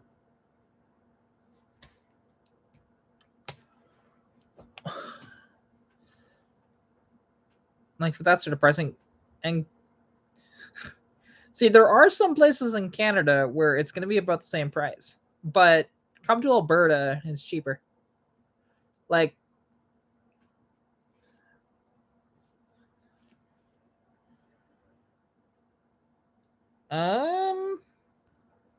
SoCal, yeah, okay, that makes sense. Yeah, you're in SoCal. Okay, that makes sense. Yeah, hearing about gas prices that much. And fun fact, I don't have to deal with smog here. You know, we can have our cars pollute as much as we want. Although it was interesting because there was an entire ordeal that I went through with a guy that was just being a troll. That was talking about actually like how much my car pollutes and blah blah blah. And and he has a Mustang Mach-E and he thinks that his car is zero emissions. Yeah, you're wrong there, bud. It's what it takes to make that thing is an environmental hazard. Like, I don't care if you like electric cars, to be honest, but if you want to spout that they're good for the environment, no, they're not. They are not even a good temporary solution at all. They're not. And I do understand the internal combustion engine is not the way of the future. I understand that. But battery electric is not the way of the future either. It's just not. However, I do agree though that a electric electric will be the way of the future, just not battery electric. Even though yes, there will still be batteries involved. No matter what. We will never get rid of batteries. But you can make a hydrogen fuel cell that actually that's where the electricity comes from. Is from the hydrogen fuel cell to power the electric motors. So much more efficient than having a ton of batteries, and it would take no time at all to fill a damn thing. It'd take the same amount of time to fill a hydrogen tank in your car that would be to fill gasoline or diesel. So that's the brilliance of it. And hydrogen is the only infinitely renewable resource that we can actually put into cars that way. So, and you can harness it from anything, just about. Because majority of production of anything puts out hydrogen. Fun fact: even producing electricity, you can harness hydrogen from that. It's really neat. And it like hydrogen is just everywhere. That's the cool part about it. So, you know, it's just the only problem that with nitrogen, right? Or not nitrogen, hydrogen. The only problem with it is the storing of it has been a problem. Now there are stations for hydrogen. There's only like one here in Alberta so far. We'll get more, but it's eventually like that. That is the way of the future, and I really can't wait to watch the battery electric go down the toilet, and we get hydrogen instead. And which the one thing is, because you can actually make a hydrogen powered internal combustion engine. They've been doing it for a long time. Actually, there was a Impala in the 80s that had hydrogen on it, and it was a very famous press car. That's what it did, and it was quite cool, to be honest. I was a big fan when I heard about that, and I've always been a proponent of hydrogen fuel as opposed to you know the batteries, and even because gasoline, I like gasoline, but it's definitely not the way of the future.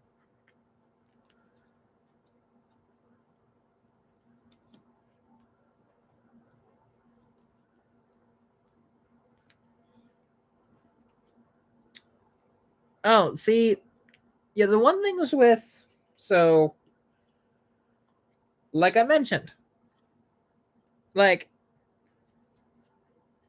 because the one thing is with electric cars, and this is what people don't take into consideration. Oh, Peter is actually sending me something on Instagram. Oh, cool. You just sent me the link for that. Cool. Appreciate that. But I will say, so the electric car and how it's made is an absolute environmental disaster. So, because how you have to make an electric car as opposed to a regular car? Because yes, we are still going to need batteries, but we don't need 300 batteries, 400 batteries per car. We don't only really need one, maybe two, but usually only one. And you don't have to use a lithium battery or even use cobalt. You can just get a lead acid or something like that, which those still have problems. Don't get me wrong. But we will never get production to zero emissions no matter what. But right now it's awful because how you have to get the lithium and the cobalt? Well, you have to strip mine. And the problem with strip mining an area is you destroy everything. And no matter what you do, it's going to take forever for that to actually have growth back if they even bother to fill in the hole, which they typically don't. They usually don't fill it back up again. They just leave it and they move on to the next site, which is a problem. And even those, the big trucks and the big, drills and stuff like that that are going underground. Well, you know what? How much emissions that's putting out, period, doing that, let alone the environmental impact of strip mining in general. It's insane, you know? Like I'm not a fan of that, to be honest. And I do understand for some things we do need to do that, but for them upping production because of electric cars is stupid and it's foolish. And I just no, not a fan at all. And I will never ever be a fan of electric cars, period. At least in their current form. Having said that though, because not only in the production of the batteries, because for one, so you have to mine them. A lot of the mines are actually in Canada. There are some in the States, and that sort of thing. But a lot of production of the lithium ion batteries are in China. So you mine it in Canada, then you ship it off to China, and then they refine it and they send it back. Well, China and Japan too, for that matter, both of them. So, by the time those batteries are back, they've done in essence well over 10,000 kilometers. And so, and you think a ship is really good for emissions? Yeah, yeah, they're not. They're polluting like hell. Or if they do it by plane, planes are even worse than ships are, because at least ships carry a lot of crap on them, where so it offsets it a bit. But planes, you know, typically you're not fitting near as much as you can on a freighter, right? So there's that, and then there's the whole thing of because now the other stuff involved is um like an even now this is the problem with even modern cars in general this way of getting the materials for the computers and all the wiring involved. There's a lot of wiring in modern cars, especially electric cars, right? Ton of copper wires you're gonna need, and quite a few computer chips, right? So there's that, and even the rest of the plastics and stuff like that for the interior and all that crap. And it's just one of those deals. And then, like you mentioned, about, yeah, so the grid, depending on where you are, like actually in California, yeah, they, because California especially has a problem, and Texas does too, where there's probably some other states as well. But the problem is they did not upgrade the grids when they needed to 40 years ago, you know?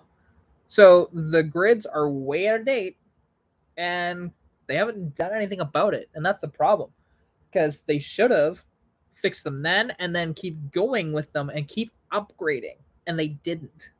So that's the reason why. And you guys have the planned blackouts, where, oh, the energy grid is too overloaded, so we have to shut it down, which is something that doesn't happen here. We don't do that. People would lose their mind if we did that. And I've always wondered though, with the planned blackouts, like, so how does that work with businesses? Because everything is run off electronics nowadays, everything is computerized. Your debit card obviously is computerized. So how do you make transactions, unless if you have to use just straight cash, which we had this problem last summer, where Rogers, who is one of the biggest companies in Canada when it comes to telecommunications, they had their system shut down, and it affected a ton of stuff, like banking. You couldn't do any online banking whatsoever. You couldn't grab money from an ATM. If you were filling up gas, you had to use cash, and it was a nightmare. You had to use cash. It was for about a day that this went on, and like, luckily for me, it didn't really affect me too much. I happen to have cash on me, so it was fine. But yeah, it was a major issue.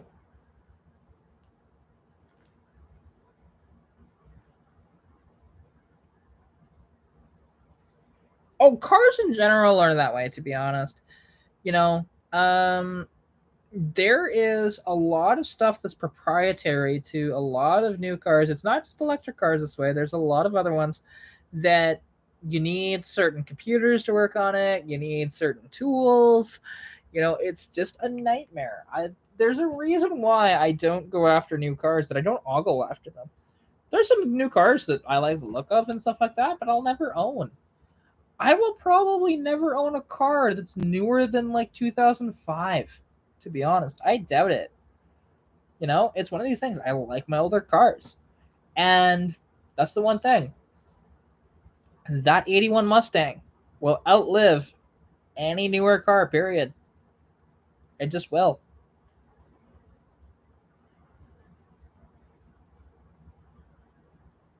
We'll see. And here's the thing that they don't talk about with electric cars either, because not only, and because here's the thing though. So with that thing with Hoovie's Garage, I did see that video. I actually watch a lot of his videos. I do like his channel. But the one thing about that, because the problem with towing, you can't put estimates, because the thing is, the truck going down the road without anything behind it, that's the only thing that Ford actually ever claimed. It was never about towing. They never said how far I can go when towing. Right? So that was way blown out of proportion, to be honest, in which it's a given. No company, no car company on the planet is giving you range or fuel economy estimates with a load behind it, because there's way too many variables. You know, and the variables are, the what honestly, what terrain you're on. You know, is there a bunch of hills? How windy it is that day. How, honestly, even just general pressures and stuff like that, and how it affects towing altogether. It way too many variables. Ford never put out numbers for, of range when towing. Now, the thing is, Because yeah, and that's the problem. Like there's a few people that, because that went viral, to be honest. Because yeah, he, the I mean, really, an electric truck is stupid. They really are. And like, and then what Peter said, to be honest, it's because I was getting to that. So I don't understand how it's going to work with electric semi trucks. I don't get it. And because really, there are so many problems with electric cars, and it's the grids, and it's the time it takes to even charge them up is a problem. Because I don't give a shit that they say, oh, you can go to this supercharger and spend 20 minutes there and charge your vehicle up, then go to this supercharger and spend another 30 minutes, and then go to this supercharger and spend another 20 minutes. And it's stupid. It's stupid. And I wonder what these electric semi trucks are going to have to do. Because is there really spots like at truck stops for electric semi charge up? And do you really think that truck drivers aren't going to troll the electric trucks and park in the electric stalls? You bet your ass it's going to happen. It's no different than up here, to be honest, with electric cars in general. There are people that will troll Teslas and they'll park their big old diesels right in front of the superchargers. I've seen it. I do kind of laugh at certain times about that. Or one of the best ones I ever saw. And to be honest, anytime I see this parking, I always park there because they can't enforce this. Because it's not even for charging. There are some stores with their parking lots that they have electric car parking, which is the most asinine thing I've ever seen. Or just like there's hybrid parking too, which it's a parking rule that they can't enforce because you cannot give. The only reason why obviously we have handicap parking is because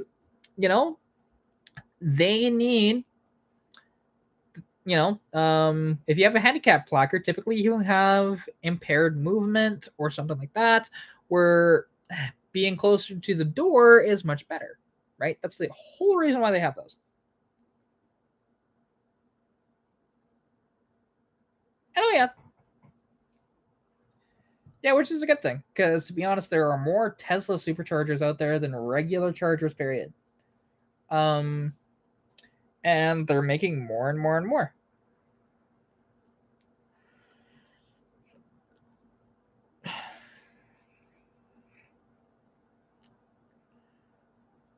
And it's just something, only a matter of time. And what the hell's that?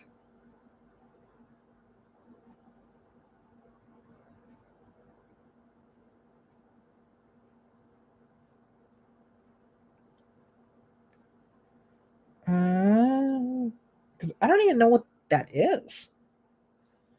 This has got to be something with. Oh, that's a fuel pump. Okay, gotcha. That's a fuel pump.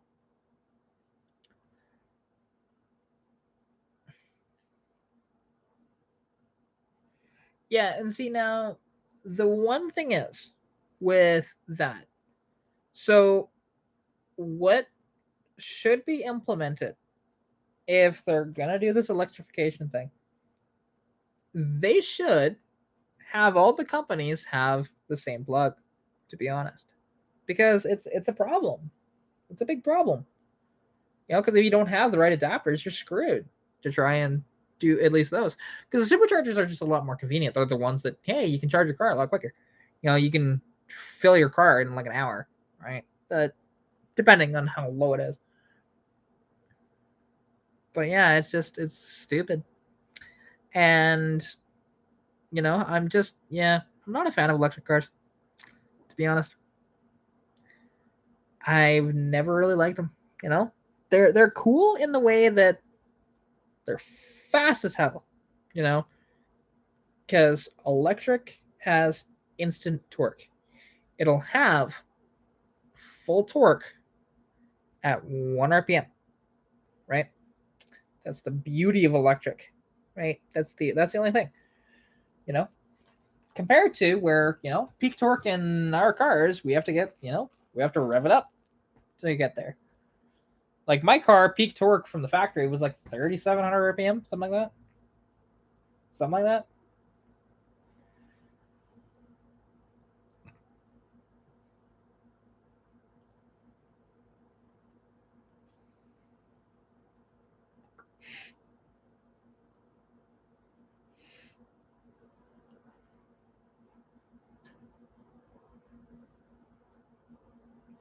But yeah, it's one of those things. And just I'm not really looking forward to seeing what the hell happens with that. Like, although the one thing is, I can't wait until the government realizes their freaking mistake and they get rid of battery electric cars and they move over to hydrogen, which they should have been doing. Instead of the government investing in these electric car programs, no, they should have been investing in hydrogen programs, because there are hydrogen fuel cell vehicles. Like, there's not very many. Like, you've got the I think it's called the Toyota Mirai, which I saw one for sale last summer or the summer before. Really neat to see it, because I'm like, that's the hydrogen car. That's cool, but I don't know where the hell you fill it.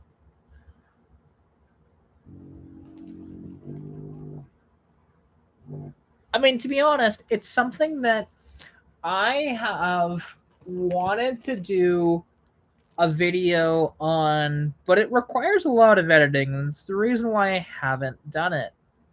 You know, but it's one of these things, and it's funny how, like, because that whole thing started with Buddy, that because initially it started with, oh, that car isn't really modified, my car, which, like, my 81 is quite modified. you know if you have to do a bunch of custom crap to a vehicle to get it to work, that's a custom car.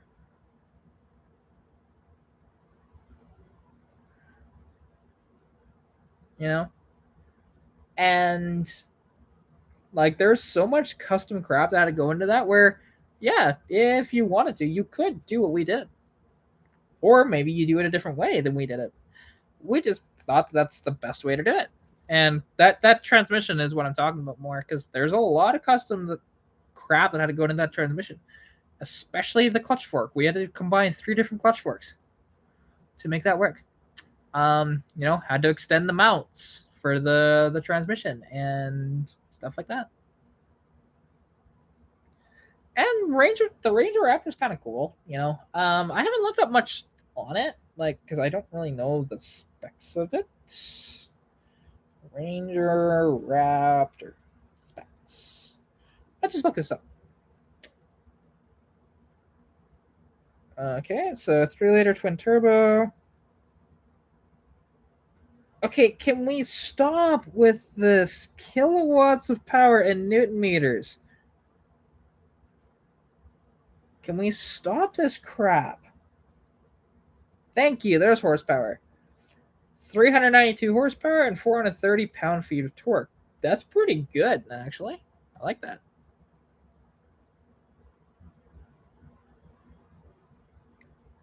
And what, the Ranger Raptor? Let's see. Let's look up from carbuzz.com. What do they tell me on the Ranger Raptor? Right?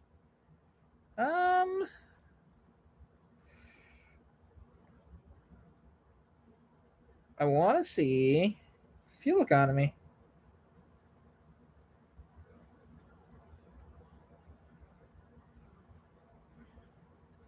Because I can imagine it's probably not as bad of fuel as you think.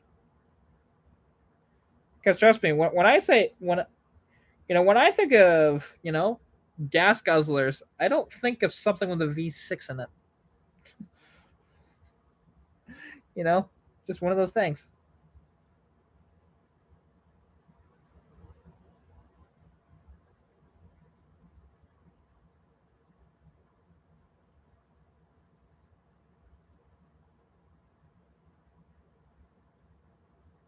Okay, so combined 17 miles per gallon. That's not that bad. No, well, they have the specs of it out. I've looked because the thing is, the Ranger Raptor is available overseas.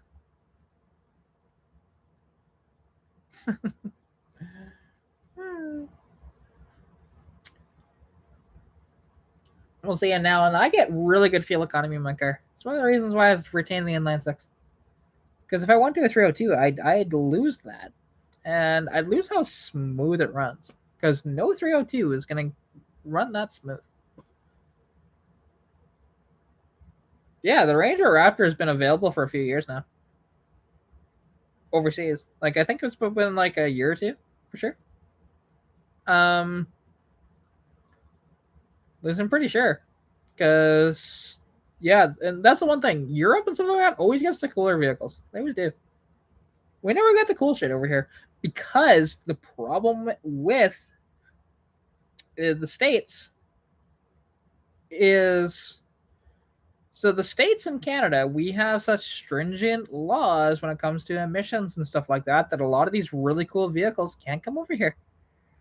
It's kind of like, the problems with any of the really neat vehicles like the Ford Escort Cosworth, you know, that was one of those we never got that here. And or even the Sierra Cosworth, again, we didn't get those here. Instead, for the Sierra though, we did get a it was called a Merkur XR4 Ti. Essentially, like not even the same as a Ford Sierra Cosworth. It was a 2.3 Lima turbo, instead of the 2.8 V6.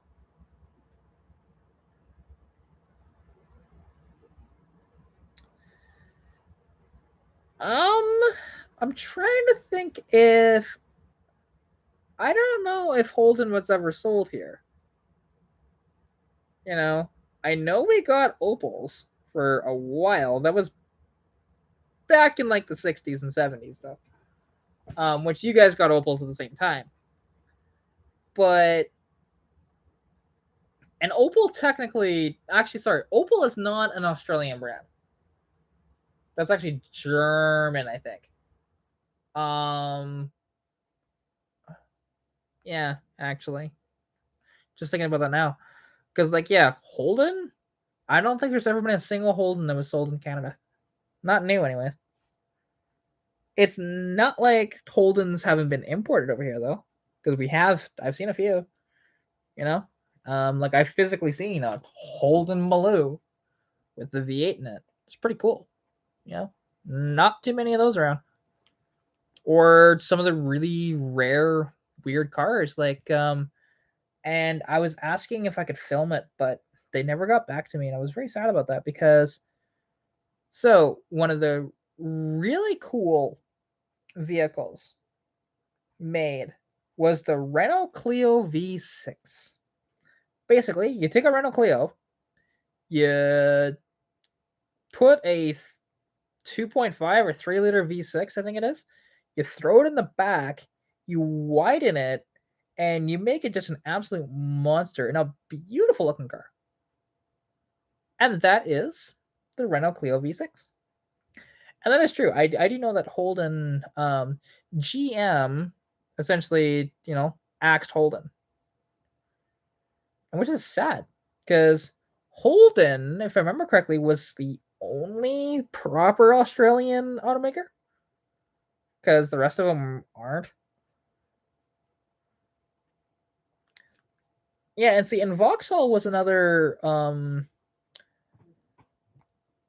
Actually, Vauxhalls were sold in Canada back in the 50s and 60s for a little bit. Not very many though. Um, and even Canada had its own rebadged Vauxhall actually. Um, so there was something called an Epic Envoy, which was a really cool little car. And it was a I don't want to get this wrong. I'm just going to look it up really quick.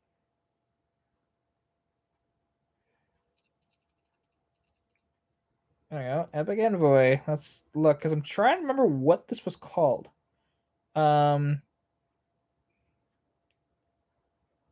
So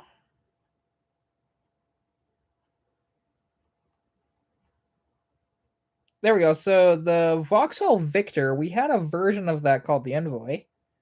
The Envoy F over here. And then the Victor FB was the Envoy FB. Yeah, so it was just the Vauxhall Victor, basically. Which is cool, you know. And we also had a version of the Vauxhall Viva.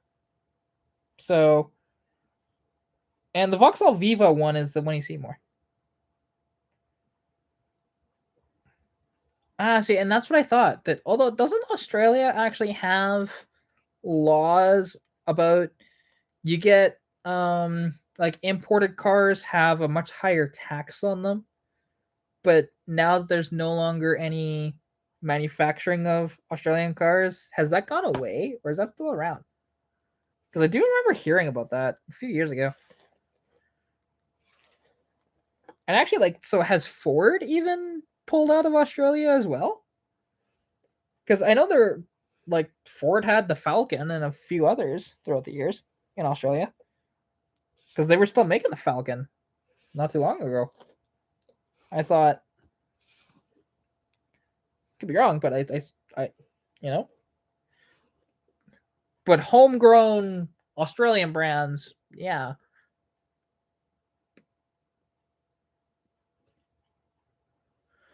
Um, and as for my dream car,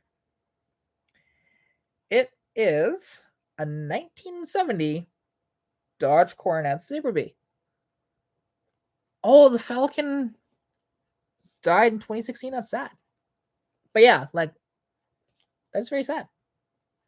And because they also had one of the best engines of all time, which is the 4-liter Barra. Just I would put one of those in my car if I could find one over here, but they're nobody imports them over here. Um, and yeah, like I said, my dream car, 1970 Dodge Coronet Super B.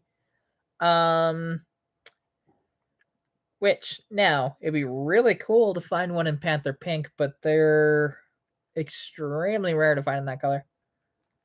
Um, you know, and it's just one of those things. I love those cornets. And to be honest, now I love the 70 the most, but I could really interchange with a 68 or a 69 as well. And now I do wish, because I will say, I love the look of the Coronet from 71 to 73, but I wish they made it as a two-door. It's a four-door only from what I've seen. And you just look at that body and it would look sexy as a two-door, but it was a four-door only, and it's very sad. That's what the Coronet became. This four-door sedan. A cool four-door sedan, but still a four-door sedan. No coupes. But, for the final iteration.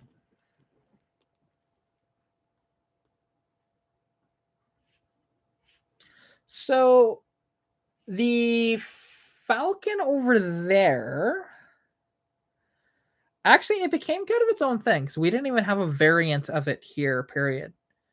Because yeah, like no, they were different.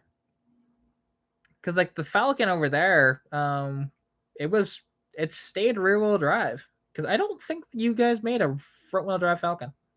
I don't think so. They were all at least rear wheel drive or all wheel drive. So which Ford hasn't made.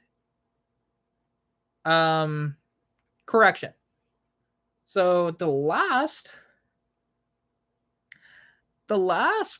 Ford that was a four-door and rear-wheel drive ever made was the 2010 Ford Crown Victoria.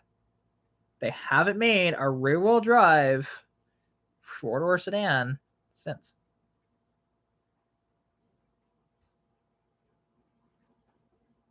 Okay, they all were rear-wheel drive. Okay, that's cool. I didn't know that. Um, and it varies. Depends on the classic car, to be honest. Just depends on the classic car.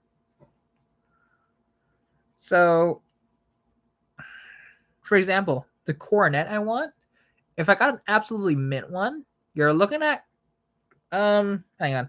Let's do the conversion for you into your Aussie dollars, because the one thing is, depending on the classic car, it's actually much cheaper than your Aussie cars, I'll tell you that. For the really cool classics. Because I know, like, your classics can go for stupid money. Stupid money.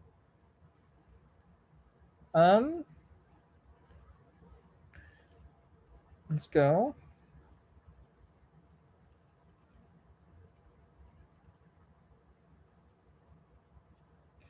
Let's go AUD to CAD. Or, so I meant to flop that. CAD to AUD. Just wanting to do the conversion here. So if my Coronet that I want is approximately, depending on condition, 86,958 Australian dollars. So, which I do know that there are some of your old, really cool Aussie muscle cars can go for a hell of a lot more than that.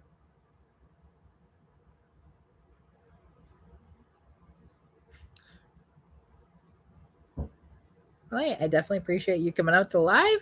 Thank you also. Thank you so much. And yeah, I will catch you at some other point. Hope you're able to get some sleep, and yeah. Although, like, some vehicles though, because even something actually, it's still for sale. I can find it for you. There's an ad for one of your Aussie Mopars for sale over here that I actually did a video on last summer. It was really, really cool to be able to film that. And I was able to even get a ride in it, which is quite cool.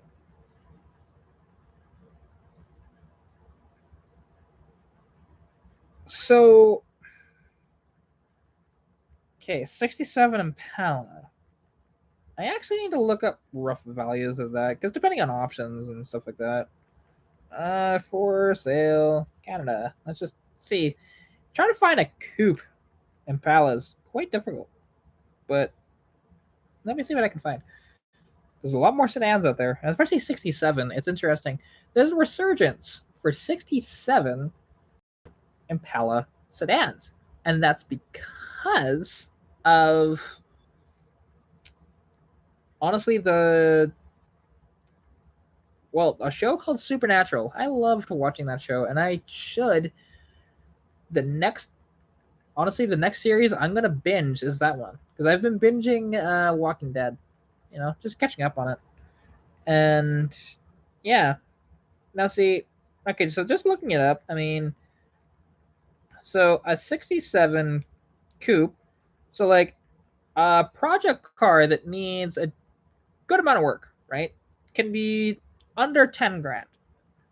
But a 67 Impala coupe that is fully restored, you're looking at 35, maybe 40 grand. So we're about on par for that.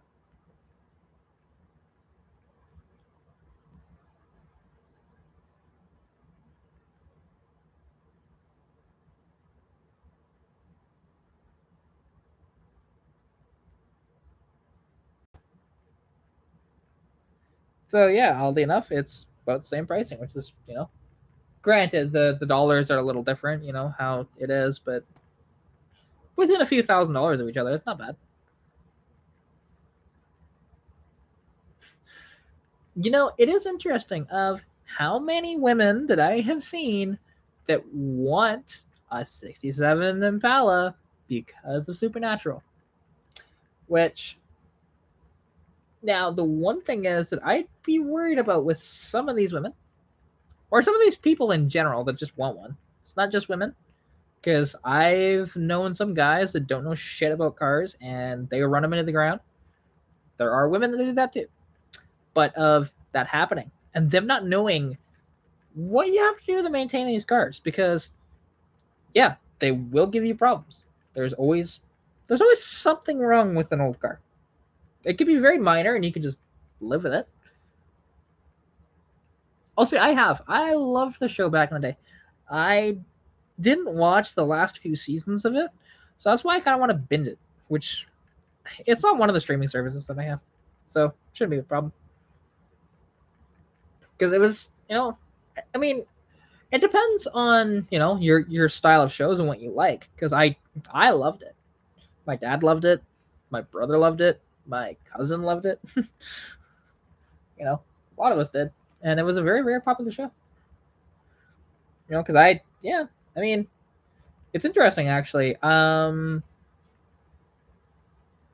have I will be selling a '66 two door. It's the frame sadly is Swiss cheese, so it's not really it's a parts car basically, or it sucks, but it is what it is.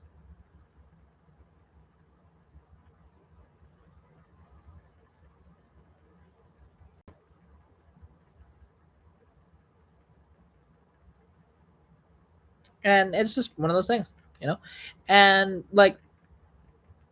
it's interesting though because as I've gotten older, I have appreciated four doors more.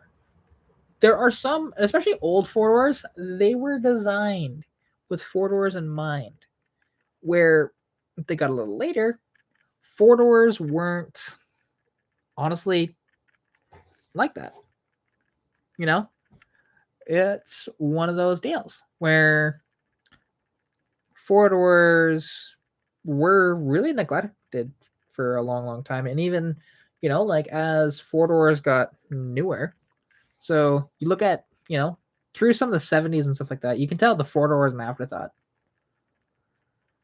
See, wagons are cool. I don't own a wagon. Honestly, hell, that Cornet Super B, I would take a wagon too. Give me a. I'd want to do it a little different than most, but because I would want my Cornet to be a stick,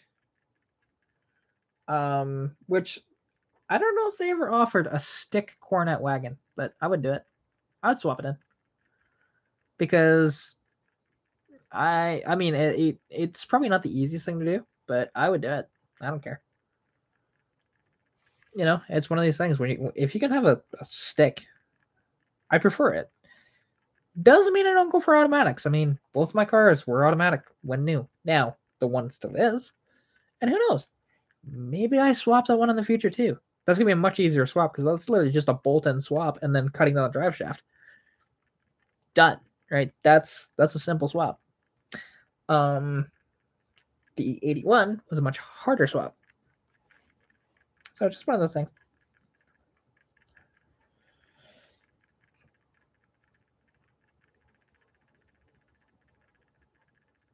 Ugh.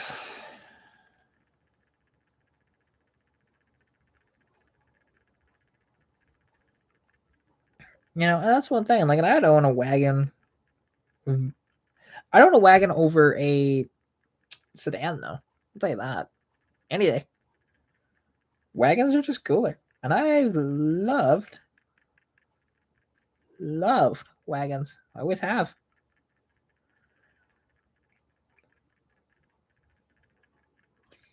Because wagons are really cool.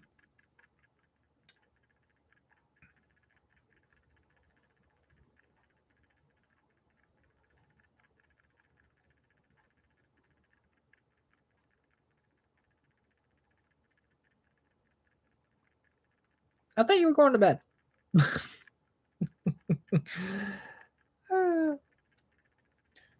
But yes, I mean, the Oldsmobile Vista Cruiser, oddly enough, might be one of the more famous wagons. Because the old Vista Cruiser was one of the cars. Actually, it was Eric Foreman's car from that '70s show. So he had I think it was a 1970 on the show, which is really cool. And it's just one of those deals.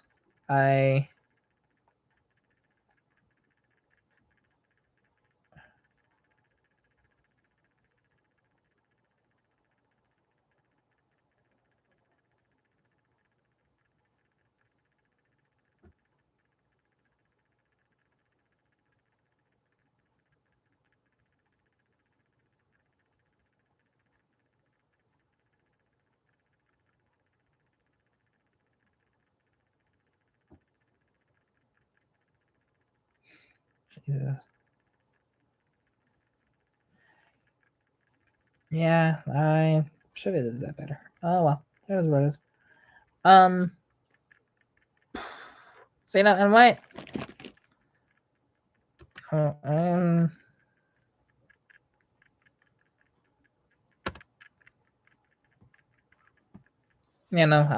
sorry. I'm deleting that comment. It's one of those things. I prefer this to be a little more family oriented. Yeah, it was Foreman, not that. Like I said, I'm not. Just don't say that in the chat. It's one of those things where like I said, I want this to be more family friendly. Every once in a while, I will swear, but I prefer that to just say Foreman.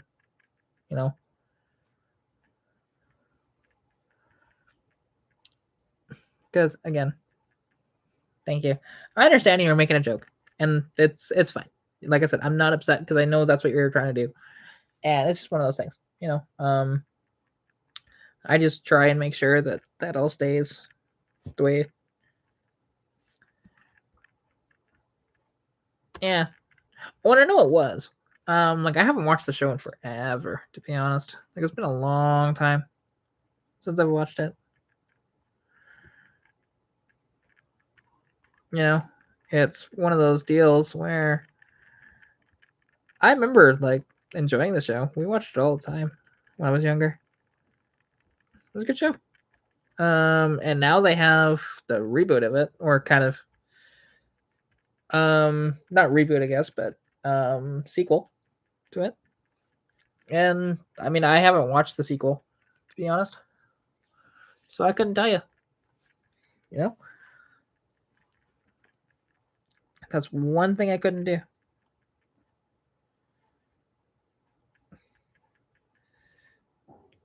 Because yeah, I mean, and eventually, I will.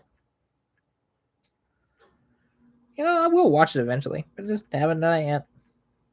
Which is fine. Like eventually I will.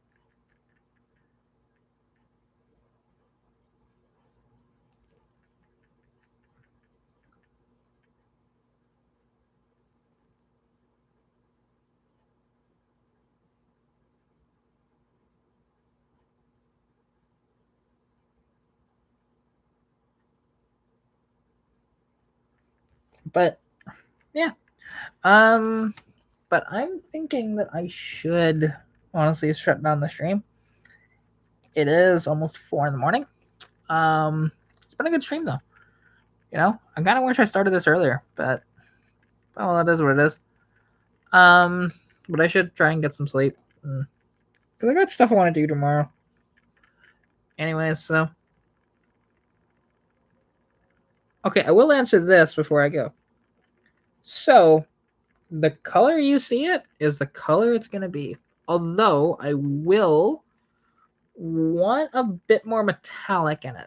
So it's going to be that gray, but it will have the red on the bottom, and it'll have the blue stripe all the way around as well. Because I do like the look of that, to be honest. I like that gray, and also it makes it so that I don't have to that I really don't have to, like paint, for example, the interior. Or like I will probably pull the motor and do some painting under the hood, but I don't have to like fully paint under the hood that way, right? Like even though I will, because there are some spots that aren't mint under the hood anymore. It's a little rustier. Not not like through rust or anything. It's just surface rust, but you know what I mean.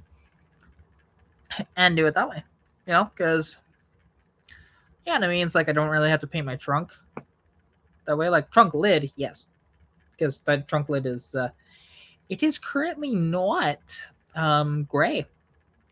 The underside is gray, but that trunk lid is pure surface rust right now. Yeah, I just saw it and like that's kind of a cool look, and I grabbed it from the junkyard, and it's actually in good shape because there's no actual rust in it. It's just surface rust. So yeah, and like it will be that car is likely going to be painted this summer. So I really can't wait for that. To be honest, it is one of these things where I'll paint it myself. You know, um, do the body work myself with the help of a friend of mine, but I'll be doing the painting. I haven't done the painting in quite a while. Like, I haven't done, I haven't painted a car with a, or painted anything, I should say, with a gun, like a spray gun in years. Like, it's been since I graduated high school, is the last time. And even then, it wasn't even when I graduated high school. When I took that program, I, I think, or maybe not. No, it was the yeah when I graduated high school. Yeah, no, that's right. Yeah, because I did not take a bodyworking class prior to that. Yeah, so it's one of those deals. And yeah, like I said, I'll be spraying it myself. So there's gonna be quite a bit of bodywork involved though. Like it's not gonna be perfect. Like it's just gonna be sort of an amateur style paint job, and it'll look pretty good, but it's not gonna be perfect, and that's okay. It'll just look a lot better than it does now. So, and that's what I'm going for, right? And down the road, it'll probably be redone again, and it'll be done professionally by a proper shop, and they'll do all the body work and stuff like that, and you know properly. Because yeah, there is some body work that I want to do to the car, but I don't like. I haven't done proper body work. What I mean by that is like pounding on dents and stuff like that. Again, since high school, I have.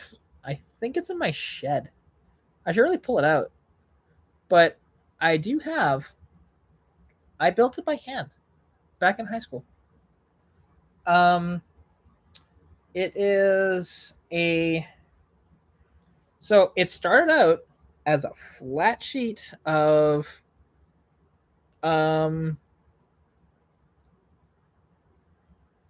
of steel. That's what I'm thinking of, and not super thick, but you could sit on it, right? And basically, like it's thick enough to where you could sit on it. Um, and I pounded that thing out to make it round. And the one thing about that, there is, like my bodyworking teacher was amazed because I spent quite a bit of time on it. And because when I asked, like, hey, is this good? Like, is this ready? And he looked at it and went, I've never actually seen somebody do as good of a job as that in my class. So that really gave me a confidence boost. And, I just did a thin layer of Bondo, and then I sanded it down and did prime and paint on that little panel. It was really cool to be able to do that. Now the vinyl that I made for it is crap. I should really redo that. Made the AMC logo for like AMC cars, because actually did. Here's a question for you, because obviously I know you guys had Holden, you had you did have Dodges and Chryslers and stuff like that, and whatever else, but did AMC ever come to Australia? or ever go to Australia. Because that's the one thing. I don't know if they really had the money to do that. I know, like here in, um, like, because AMC, which is one of my favorite car companies to be honest, they were formed when, so it was Hudson and Nash combined together to make AMC back in 1955, I think, maybe 53. Ah, okay, cool, cool. So you guys did have AMC. So yeah, I made the AMC logo on my panel that I pounded out like that. Um, but the vinyl was crap. I should have did it out of paint. I should have, and I didn't. And I'm very disappointed that I didn't do it out of paint. But oh well, it is what it is. Although, knowing what I know now, though, something I would have potentially done is, so I'd paint the red, white, and blue, and then make the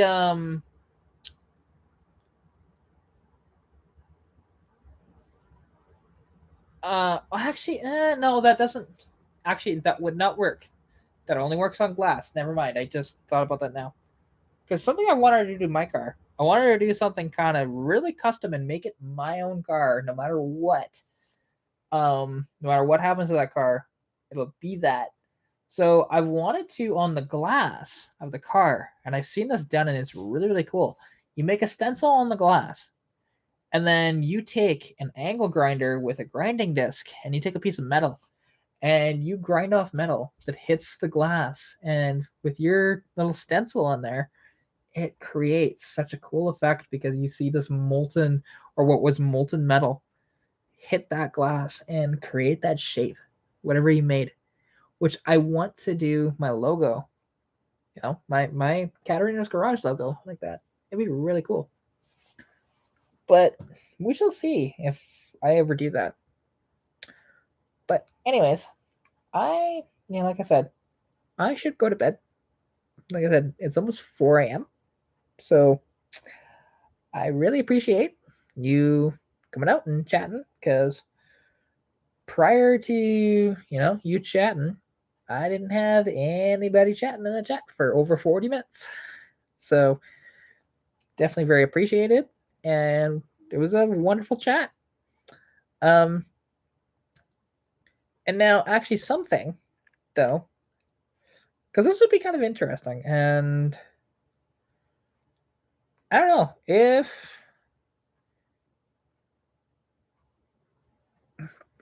because if you ever come across, because you're in Australia and they're really rare, if you ever come across an Aussie 250 head, like the early 250 Ford head, I would like one. Who knows? Maybe you find somebody that doesn't know what they have and they're giving it away. If you do find one, like if you do see one, let me know, because I would be interested in it. To be honest, I don't know if, like, depending on what it costs, I might go for it. So because I think it's called, if I have this right, I believe it's that, which they have, yeah, pre-crossflow. Because the one thing is, the crossflow heads, I know that you can basically, from what I've heard, they're basically given away over there. Like, y'all don't care about the crossflow heads. It's the earlier heads that you guys covet.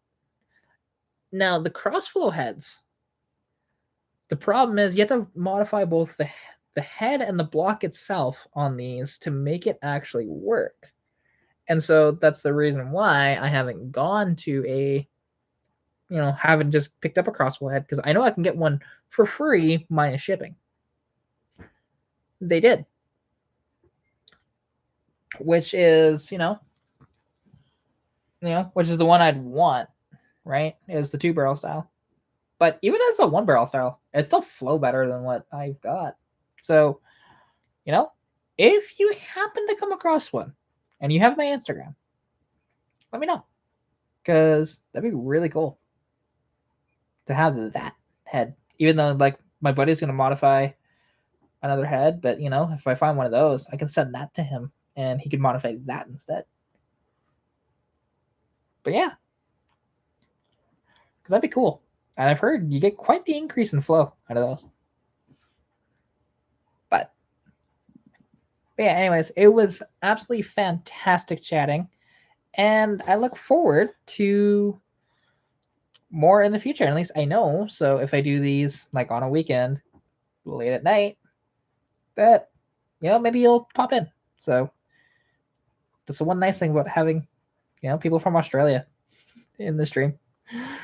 That way is that I can do a stream at any time of the night, and usually somebody's in the chat. But anyways, so I'll end this. Thank you so much, and yeah, I'll chat to you later.